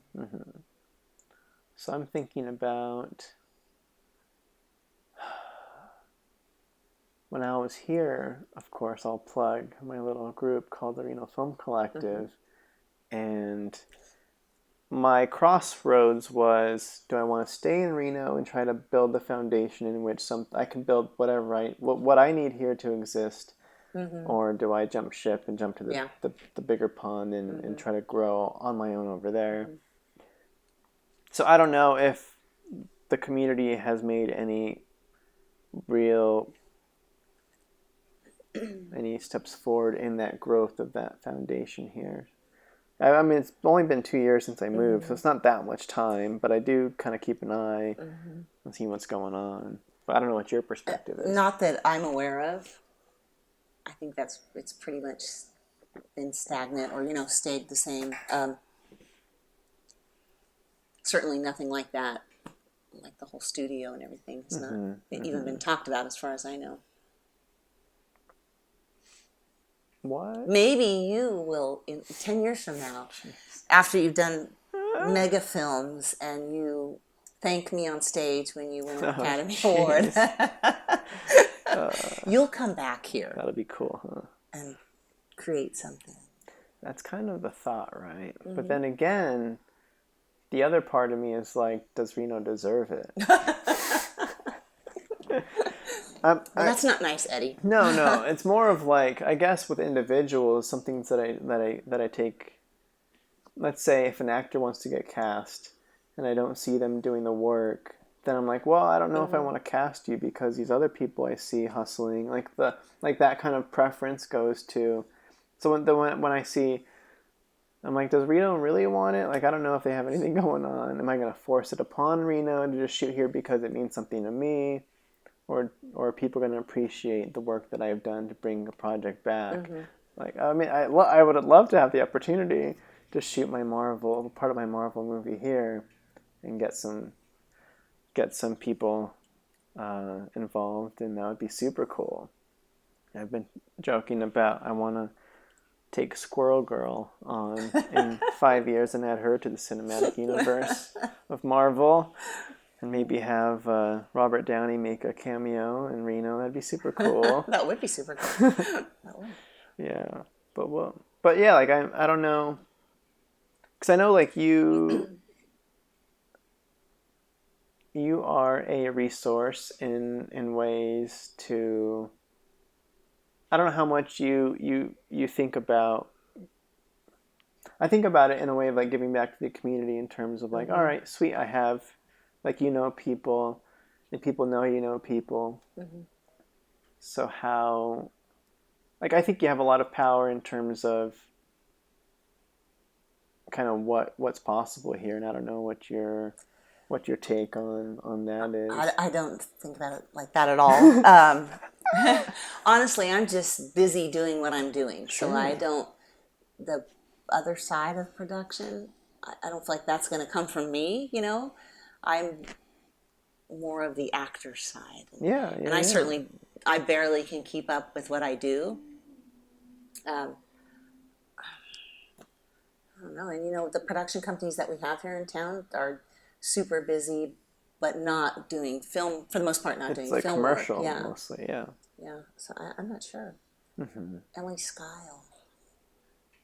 What about Emily? I don't know. Just thinking, you know, maybe she had just started filming one of 3 shorts when COVID hit, so she had 3 shorts lined up, and the one when Eric Roberts came up here. I'm not sure if you knew about that. What was the name of that movie? I'm totally drawing a blank. She's gonna shoot me. I don't know. I saw the coverage for it. Gosh, I feel bad. Well, you can blame it on the wine. I know, it's the wine. So I don't know. I don't know how to answer that question. I guess if it's... I don't know. Like, I guess my experience now that I've been living in Los Angeles is I feel like most people that I meet in LA that have moved there have similar experiences to their hometowns. Really? Where it's like, oh, you're from some Montana town or something, and they're like, yeah, we have like yeah, I was making my own stuff, and it was, you know, like, we have locations that you can pass for, you know, desert. You can have locations you can pass for this, and there's a lot of potential there. But like, I'm moving here because of this. I'm like, oh, that sounds exactly like my situation. Like, just small scale and trying to get it done and get experience. Then you just jump ship because nothing's happening there. Yeah. And that's just more often than not the scenario. And I guess we're all just trying to find ways to take stuff back, I guess. But I mean, when production, like Georgia, right, is another sort of, The Walking Dead started, isn't it in Georgia that The Walking Dead started filming, and that kind of... Maybe. Are you talking? Okay, go on. So it just seems to me that it's not going to come through necessarily a filmmaker that's from that town.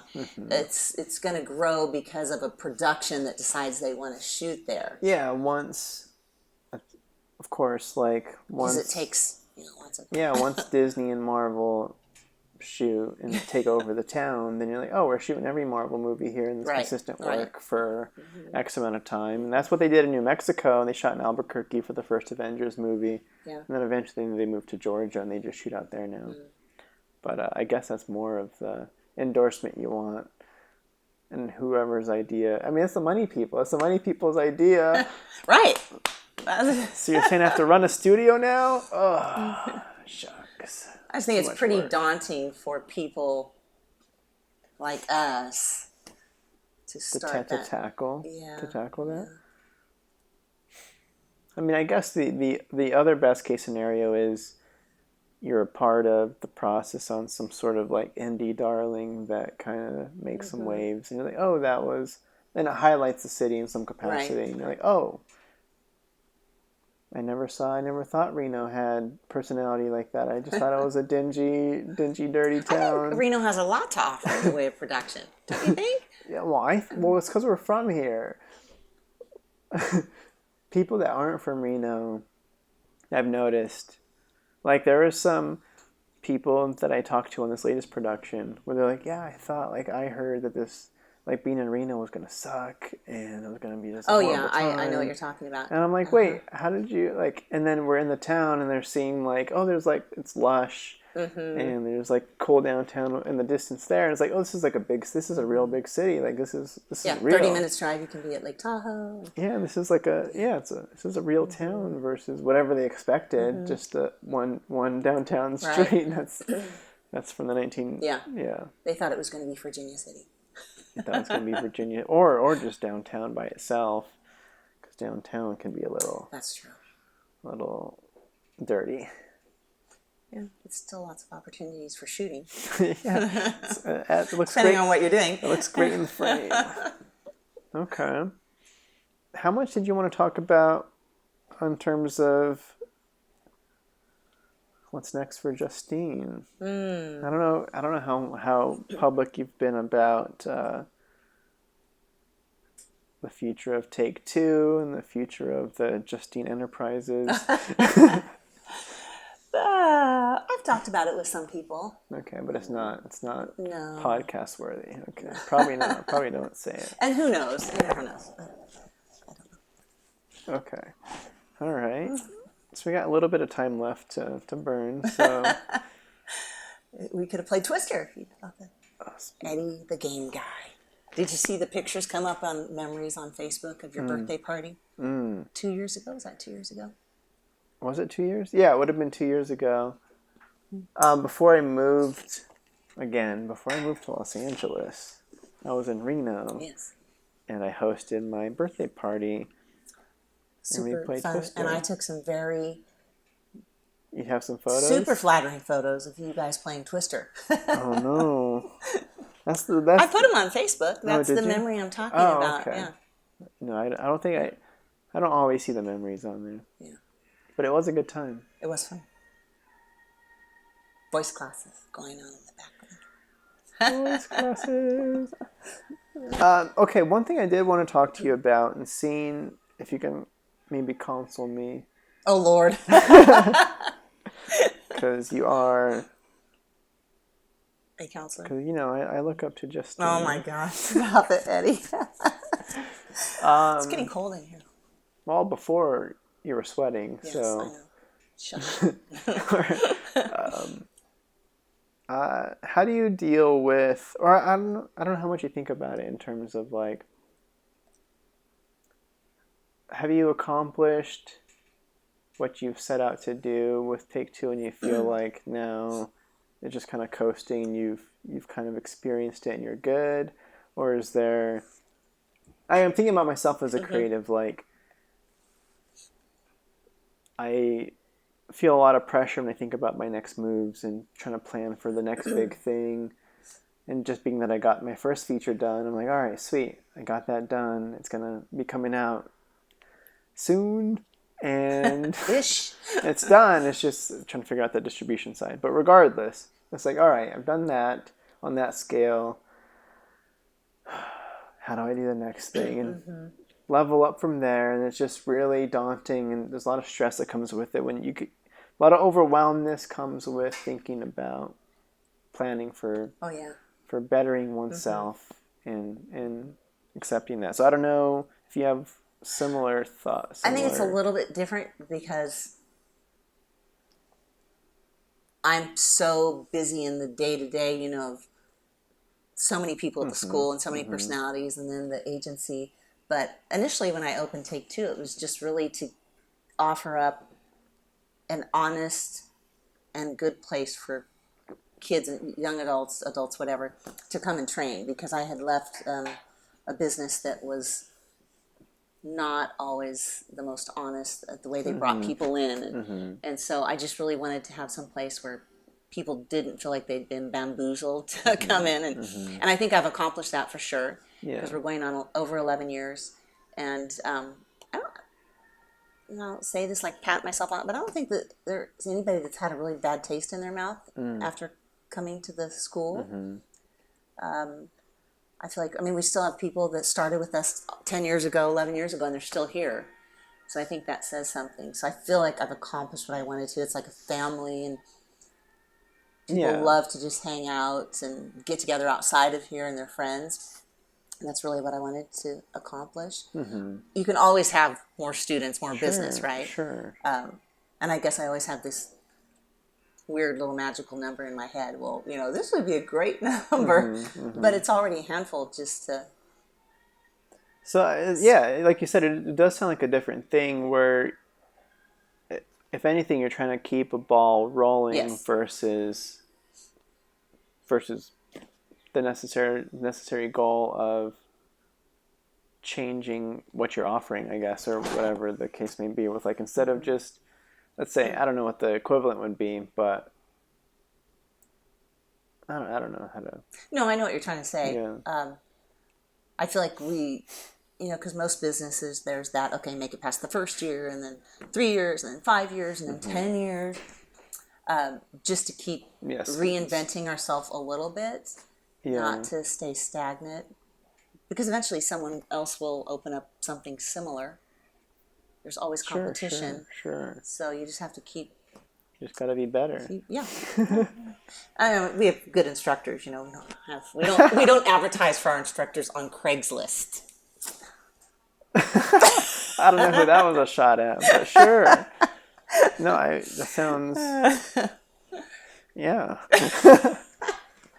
So yes, in that respect, as far as the agency, I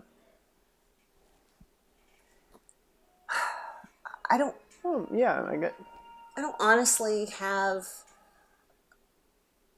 because I have actors that say, well, why can't you just be my agent for LA and all over? And, that's not the best thing for them. I don't have any misconceptions about my abilities or, what I can do. So I'm just happy just servicing this area. Right. And sometimes we get some great projects that come in that are, feature films or like the Lifetime movies. That's great. It's a stepping stone for the actors. Yeah. And it mixes things up for you. Mm-hmm. Okay. Yeah. I mean, I don't have any like grand visions of. Yeah. There are definitely some actors that come into True Talent that I think, oh my gosh, and especially the ones that I've worked with for years, and I really do act as a manager. I help develop them and sometimes pay for stuff that I want to hold on to. I don't want to let them go to another agent, but it's still the best thing for them. Mm-hmm. Okay. So that's what I do. Yeah.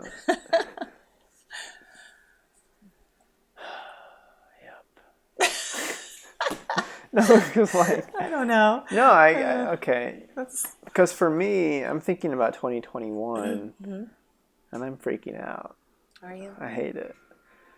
Well, you just said a few minutes ago, though, 2021 is going to be so much better. It's going to be great, but it's because of the work I've done already to prepare myself for leveling up in 2021.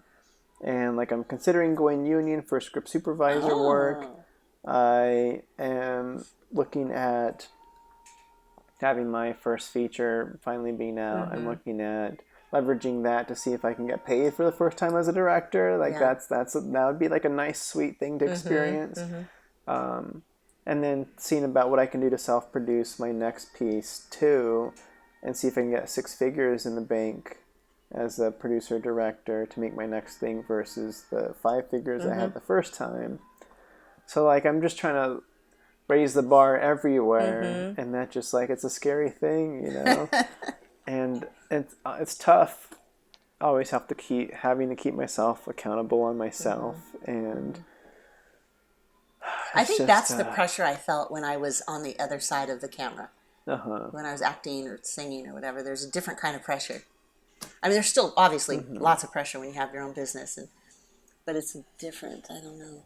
Yeah, no, it's definitely I'm trying to imagine when you were in Nashville, that's a different thing where the pressure is almost being put on by, let's say, the producer. You have to perform this thing because there's an expectation that you're here for a reason and you have to live up to their expectation. Yeah.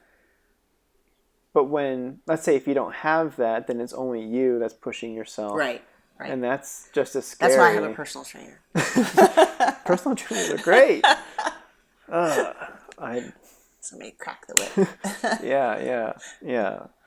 So that would be the equivalent to a personal trainer on life would be I guess a manager would be there's the equivalent of an agent for a literary agent would be a similar thing for me, I guess. When there's managers for that or life but coaches. It's not really the manager or the agent's job to It's a man crack the whip and make sure you're right. That has to come from you. Nobody else is going to care. That's always been the thing. But that's just the... You're on your own, Eddie. I know. That's the hard part. Is it's up to me. Yeah, but you'll do it. Because you are you. Okay, thank you. You will do it. Let's talk about your man bun. What made you decide to go with a man bun? I don't know if I ever joked about it with you, but it was I would kind of let my hair grow to almost long enough to where I could tie it, and then I chicken out, and I would get my So you'd have like a little silly looking thing sticking out here? A little tail of some kind, but I could never even do it. Like I would always chicken out, but I jokingly like the idea of rocking it after it went out of style. I like to wait for things That's how I am too. to not be cool anymore. Especially leaving Reno helped because everybody in Reno has a man bun, I feel like. Oh, really? Well, I don't know. Like the coffee shops. Like I would go to a coffee bar down in Midtown last time I was here, and I'm like, whoa! Like every other dude has a man bun around here. So I was like, this is lame now. I don't want this anymore. But you keep yours fairly low, though. You don't have it sitting on top of your head like a genie. I am still learning how to maneuver this hair. I haven't done much. Or do you wear it different positions for different outings? You know, like this up here is formal, and then down here is more casual. I don't know. I just recently saw a woman on set have her like poof on the top, like the. Yeah, that's a messy bun. I don't advise that for you. Oh, okay, but I'm like, I didn't even know that was an option. Like, it's not for you. It's not for men. Okay, good to know. Good to know, because I thought about practicing it just to see. I don't know, because I don't even feel like this is the right way to. I just put it up, but for me, it almost felt like a symbolic thing of in a way like embracing just what I want and just feeling it out and seeing how it goes and being free, just letting it flow. Like it's almost like a weird hippie. Yeah, it's like hippie. It's a hippie thing. So if it's felt in many ways empowering to just walk out with a man bun. It's like it's a decision, and I like it. Yes, it's a decision. I like how it feels, and it feels good, and it's different. And then we'll see what the next phase is after this. I told you. Did I say it at the beginning of the podcast? Yes, you might shave your head. Yeah. With the beard still. Are you saying like skin, like bald? Yeah. Bicket? Yeah. Okay. My grandpa. What do you mean your grandpa? My grandpa went. He didn't go bald. He went shaved head early on in his life just to get it over with. And every time I post a picture of my man bun, he's like, "Just do the shaved head." And I'm like, "All right, Gramps." That's what I say. I'll get to it. You know, just shave it. Yeah. But for now, I dig the. No, it's good. I dig it. Works for you. Thank you. Works. But yeah, it was just. But I mean, quarantine helped for sure. Like it was already getting kind of long, and then I was kind of like tying it up maybe in like December, and then we were in March. And it doesn't look like you gained the COVID 15 pounds that everybody else did. Thanks for pointing it out. You know what I did? I got the minus 15. Oh, that's right. I got ripped. She told me about that. Yeah, not out of choice though. Oh no, mine was kind of half choice. It was being frugal. Yeah, that's what I'm saying. And also I was gymming for the first time in the years. Hitting the gym. Yeah, so I was going every day just because out of routine because I had nothing else going on. Else to do. Yeah, I'm like, let's get some of the stress out with some weights and even half an hour to an hour a day for a while, and turns out consistency with a frugal diet and weight training, you just kind of like shed. It's amazing. So I did some really interesting workouts during COVID. Outside, just because the gyms weren't open. So we would. So you got creative.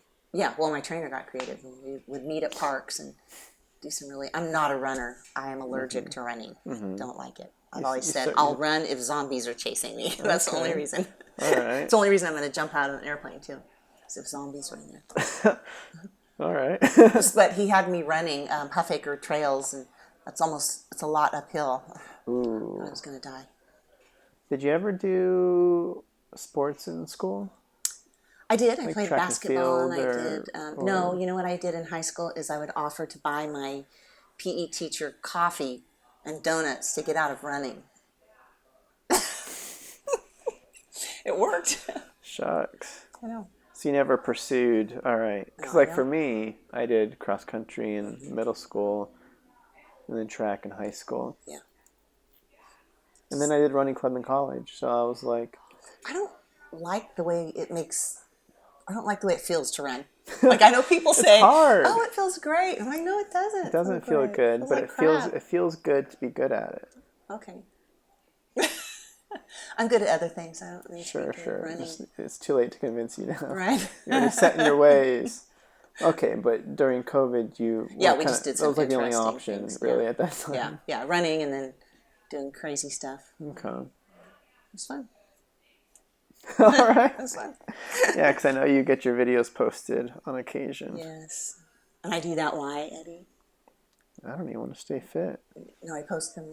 You said I post my videos to be cool. Did I say that? Yes. Because you're just showing off. You're just showing You're off. showing off. It's kind of PR for your trainer for sure. Yeah. It's probably more of the point than like look how buff. I mean, sometimes I'm not gonna lie. I'm like, damn, my back looks good. Gotta show it off while I got it. Quick. Yeah. You get that on camera. But then there are other videos that he puts up, and I'm like, oh God, why did you put that up there? No, you've kind of answered. I was wondering about your feature film, and that was jeez. Oh, I can talk about that. That was almost one of the reasons I started the podcast, was because I finished the movie and I have no outlet on feeling the completion of the movie. Like normally you have like a premiere. Yeah. You can screen it in front of people. You can have your Q&A. And it's like, all right, sweet. I finished the movie. People saw it. It's out there. Like I had that experience. But as of right now, it's like... We could have done that here in the theater. We could have a little premiere. Oh, no. No, we can't. We can't. Yes, we can. Oh, you mean because... Because of COVID. You would have to... You can have half capacity, 50% capacity. See, but it's just... All right. So for me,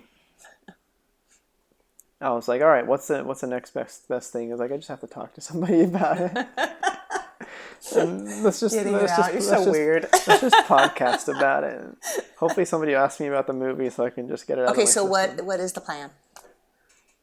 It's done. The interesting thing right now is this is my first time going through the distribution phase of the process. Like I've made plenty of short films, but I've never like... You've made a lot of short films. I made a lot of short films.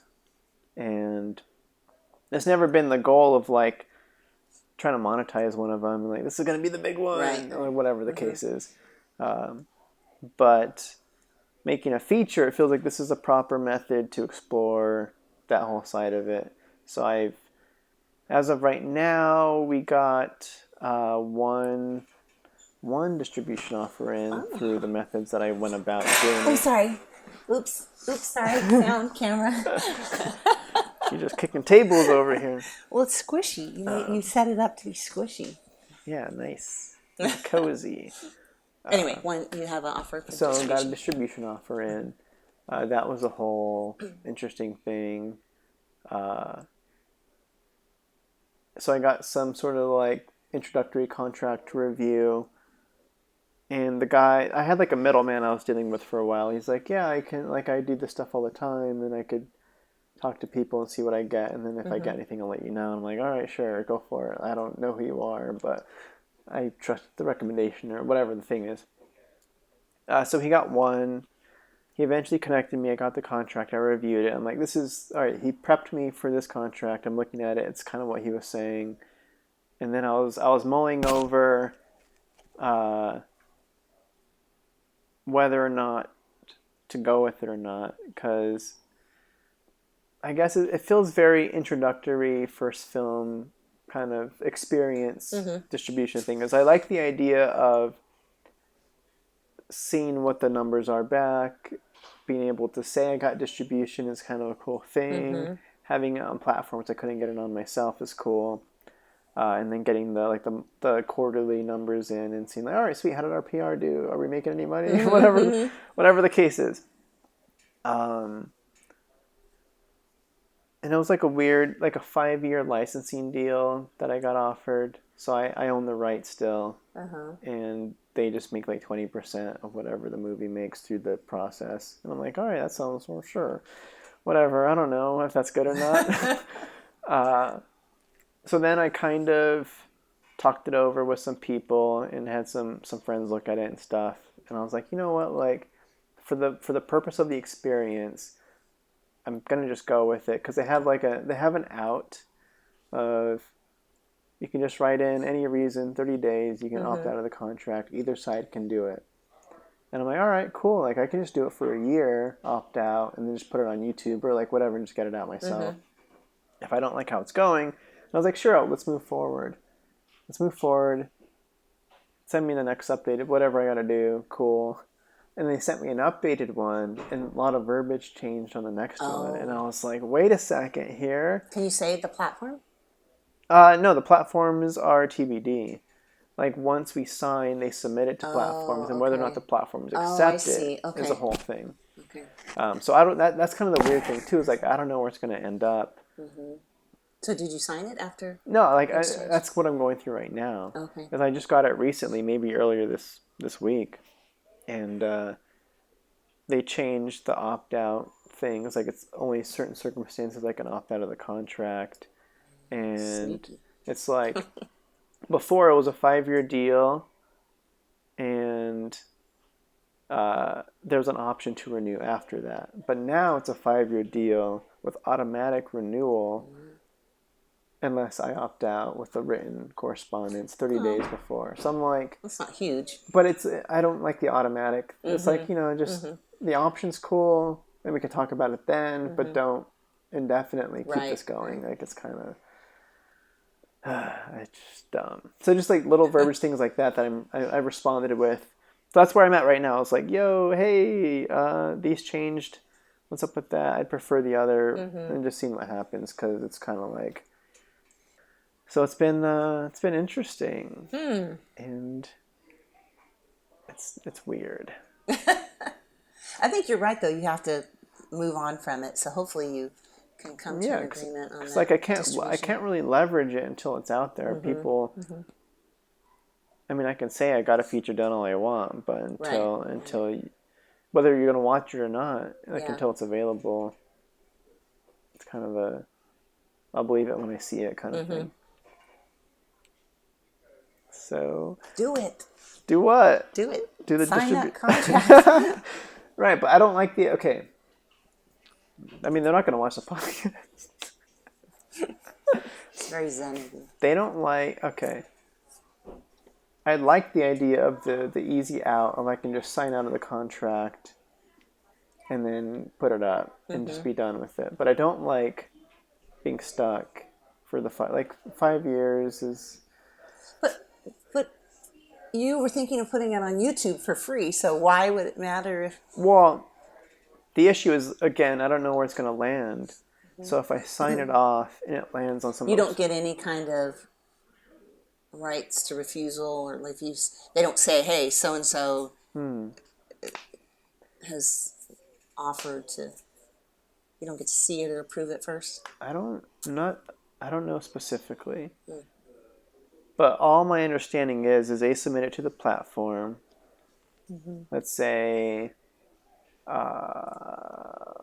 Charter Cable. And Charter Cable says, yes, we'll put it on our platform. I don't think it goes to me and be like, hey, Charter Cable approved the platform. Get your approval. Do you want to let it go? I don't feel like that'd be a thing. It's like I already said distribution company, please get it on platforms. Yeah. But like if it ends up on an obscure one and it only ends up on on 2, and you don't look for movies on Charter, like, hey, I don't want to watch a movie on Charter for $3, like whatever the case may be. I don't know how much control I have over that. So then if it's stuck there for 5 years and it makes it hard for the people Right. that I want to watch it, then it's That's a detriment true. to the movie. And that's kind of where I'm kind of... Yeah. Because YouTube's easy. It's just there. You can watch it. Yeah, But it just feels not like a movie at that point. So it's a struggle. The struggle. But again, Amazon Prime is easy to get on. It's basically a YouTube. But it doesn't feel like a YouTube to people. Yeah, to people. And so why don't you do that? Well, because it's not the... Again, I don't know. Like, ideally, what I would do is it would go to YouTube and Amazon Prime. Like, it would just go to wherever I could get it on myself. And it would end up there. But it's still... To me, I know how easy it is to get a thing on Amazon Prime. So it doesn't feel any different to YouTube to me. What, are you like wanting Netflix or Hulu? Or I don't even know. Netflix and Amazon Prime and Apple, that's... Well, I mean, ideally... I mean, as of this, I'm just stoked the movie's done. Yeah, but we want to see it somewhere. Sure. I mean, I've seen it, but... I'm stoked the movie's done. I didn't put much stock onto where I was going to end up. I didn't make it with a big scale Netflix dream. I just made it for my personal experience as a director to say, I produced and directed a feature. Oh, boy. No, it's true. No, that's great. The experience is bigger than... But now that it's done, and your movie is a lot better than a lot of stuff I've seen on Amazon, you should get it out there. Sure. I'm going to get it out there. We'll just see how it gets out there. But I do like the idea of just getting that distribution experience. That way I can leverage that experience on the bigger one that's next, and I can be familiar with the process and all that stuff. All right. Well, thank you, Eddie. Oh, please. For that. Oh, please. Who's interviewing you? Hey, good question. But yeah, I got to figure out all that Kickstarter stuff for sure. Get people their scripts and their digital copies, and I'm excited to get it out there. I don't want to talk about politics with you. Just kidding. It's too fresh. For those that are, we're in the limbo world of, this is the 4th of November. Yes. And we don't know the outcome. We probably won't know until 2021. We don't know what's happening. Which it just makes sense, you know. Have you spent 2020 with a bang? Have you spent much time stressing about the world? How much does it weigh on you, or you kind of just chill?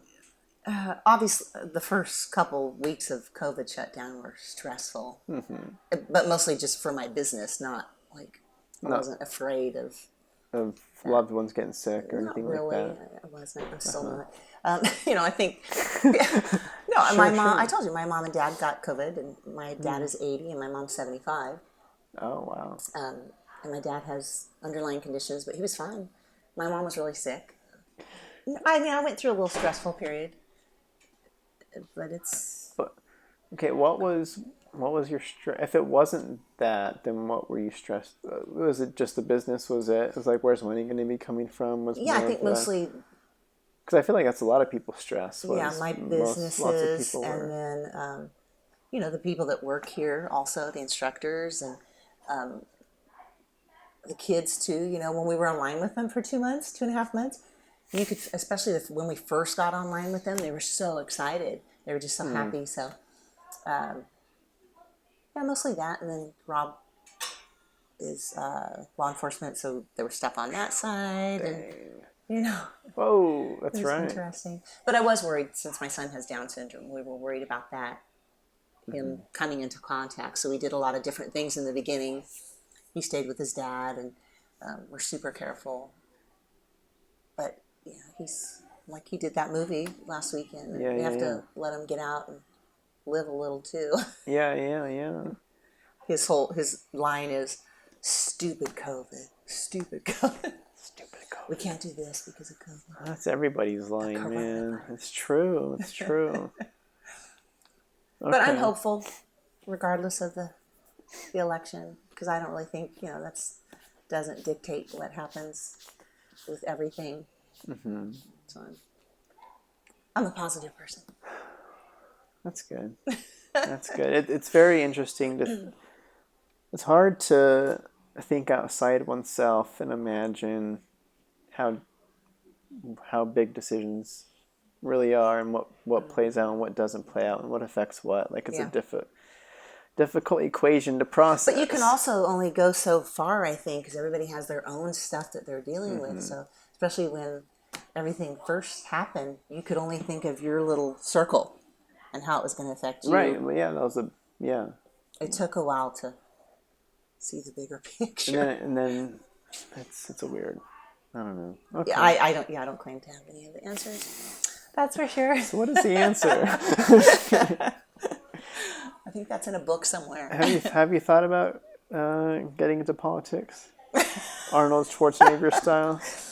Well, obviously now you can have anything in your past, and you can become a politician. Yeah, so run for mayor of Reno or anything. Skeletons in the closet. All those skeletons. Hell no. You'd be great. Oh my God, you're so funny. No, it doesn't sound like a fun time at all. It doesn't. I'm not sure why anybody. Oh, they're the same people that ran for class president in high school. The power is nice. But it costs a lot. Yes, that's true. It costs a lot. All right. Unless you have anything else, I feel like we're pretty good. Let me see, Eddie. Are you dating anyone new? That's the question. The answer is no. Oh. The answer is no. Do you even... Yeah, well, I mean... You don't have it on your... It's not on the top of your list, probably. Correct. Yeah, ever since... yeah, I mean, the LA single life feels to play nicely into also the pursuit of what I'm doing. It's like, all right, sweet. Just focus on the goal. But I don't know. Like I've as of late have been kind of more open to the idea of somebody stumbling in, but I haven't been outwardly seeking anything, especially because I don't know. That's better anyway. Yeah. If you're looking at, yeah. tend to. Gross. Just kidding. Sorry, if you're looking, you tend to. You don't want to force it. Right. I just think it's better. So we'll see. We'll see what happens. Well, you have a big pool down there. I have a big pool? I don't mean literally. I mean there's a big pool to choose from there. I don't have any pool. I don't know. Just even sustaining friendship is a difficult thing in Los Angeles. Why?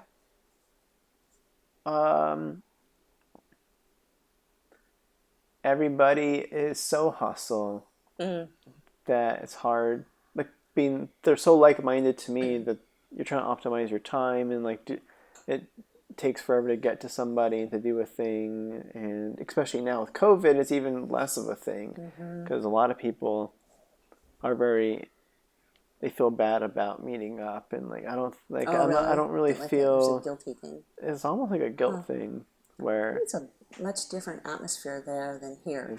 It's heightened for sure.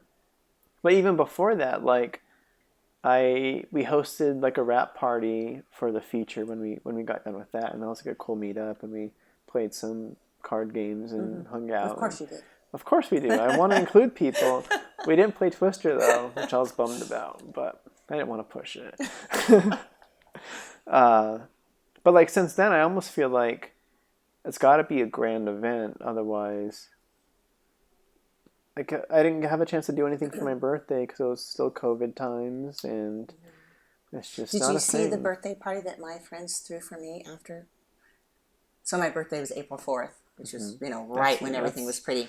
Oh no! So in August, the end of August, I came home and had a surprise birthday party in my living room. At the end of August? Yeah, because I didn't have a birthday in That's a surprise. April. Yes, exactly. So they're like, "Are you surprised?" I'm like, "Yes, very surprised because I'm almost turning August." Yeah. So anyway, that's cute. That's nice. That's it was only 6 people, but it was still. It's only 6 people. Hmm? It was only 6 people. It was. It was 2 of my good friends and their significant others and myself and Rob. 7 people. Easton was there. So 3 households. Whatever. I don't know. Like I've heard stories of people as of late. Like I wanted to hang out with somebody, and we've been back and forth for a while. Like I was on a gig for a couple of weeks out of town, and then I'm here now, and they were busy. And like the whole kind of timing not working out, and I was like, the thing was when I got back from the 2-week gig, we would hang out. And then I got back, and she was like, "Oh, actually, I'm quarantining for 2 weeks because I'm going into a baby shower." And I'm like, really? Yeah, everybody's like, comfort level is different for sure. You can't hang out with me because right. you have a plan in 2 weeks. I know. So it's definitely a weird, and everybody has to do individual what they're thing. with. Yeah. I mean, everybody's wearing a mask here in the classroom, and teachers wear masks. Until you get up on stage, and then you... Some people don't take their mask off even on stage. Most do, but... Okay. Yeah, Sure. Yeah, no, it's definitely... you have to be sensitive to people's preferences. Yeah. But it is definitely interesting on the wide variety of preferences out there. And some people are down for coffee, some people are down for the podcast, and some are just not even down for seeing you. Yeah. Because they've been in lockdown since the beginning, and they have yet to come out of their house. So I know. breaking that streak, Yeah. I'm sure it just becomes a bigger thing. It's like, I don't know what they're waiting for now, but it's got to be a crazy thing. So I can't imagine. I was going crazy in the first month. Yeah, no, I know people that haven't broken their bubble yet. So... Yeah, exactly. Oh. But here we are.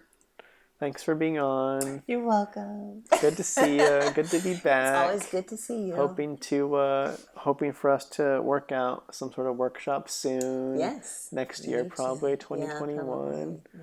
But yeah, we'll see what happens. Yeah. But cool. Thanks, all right. the Eddie. Yes. Bye.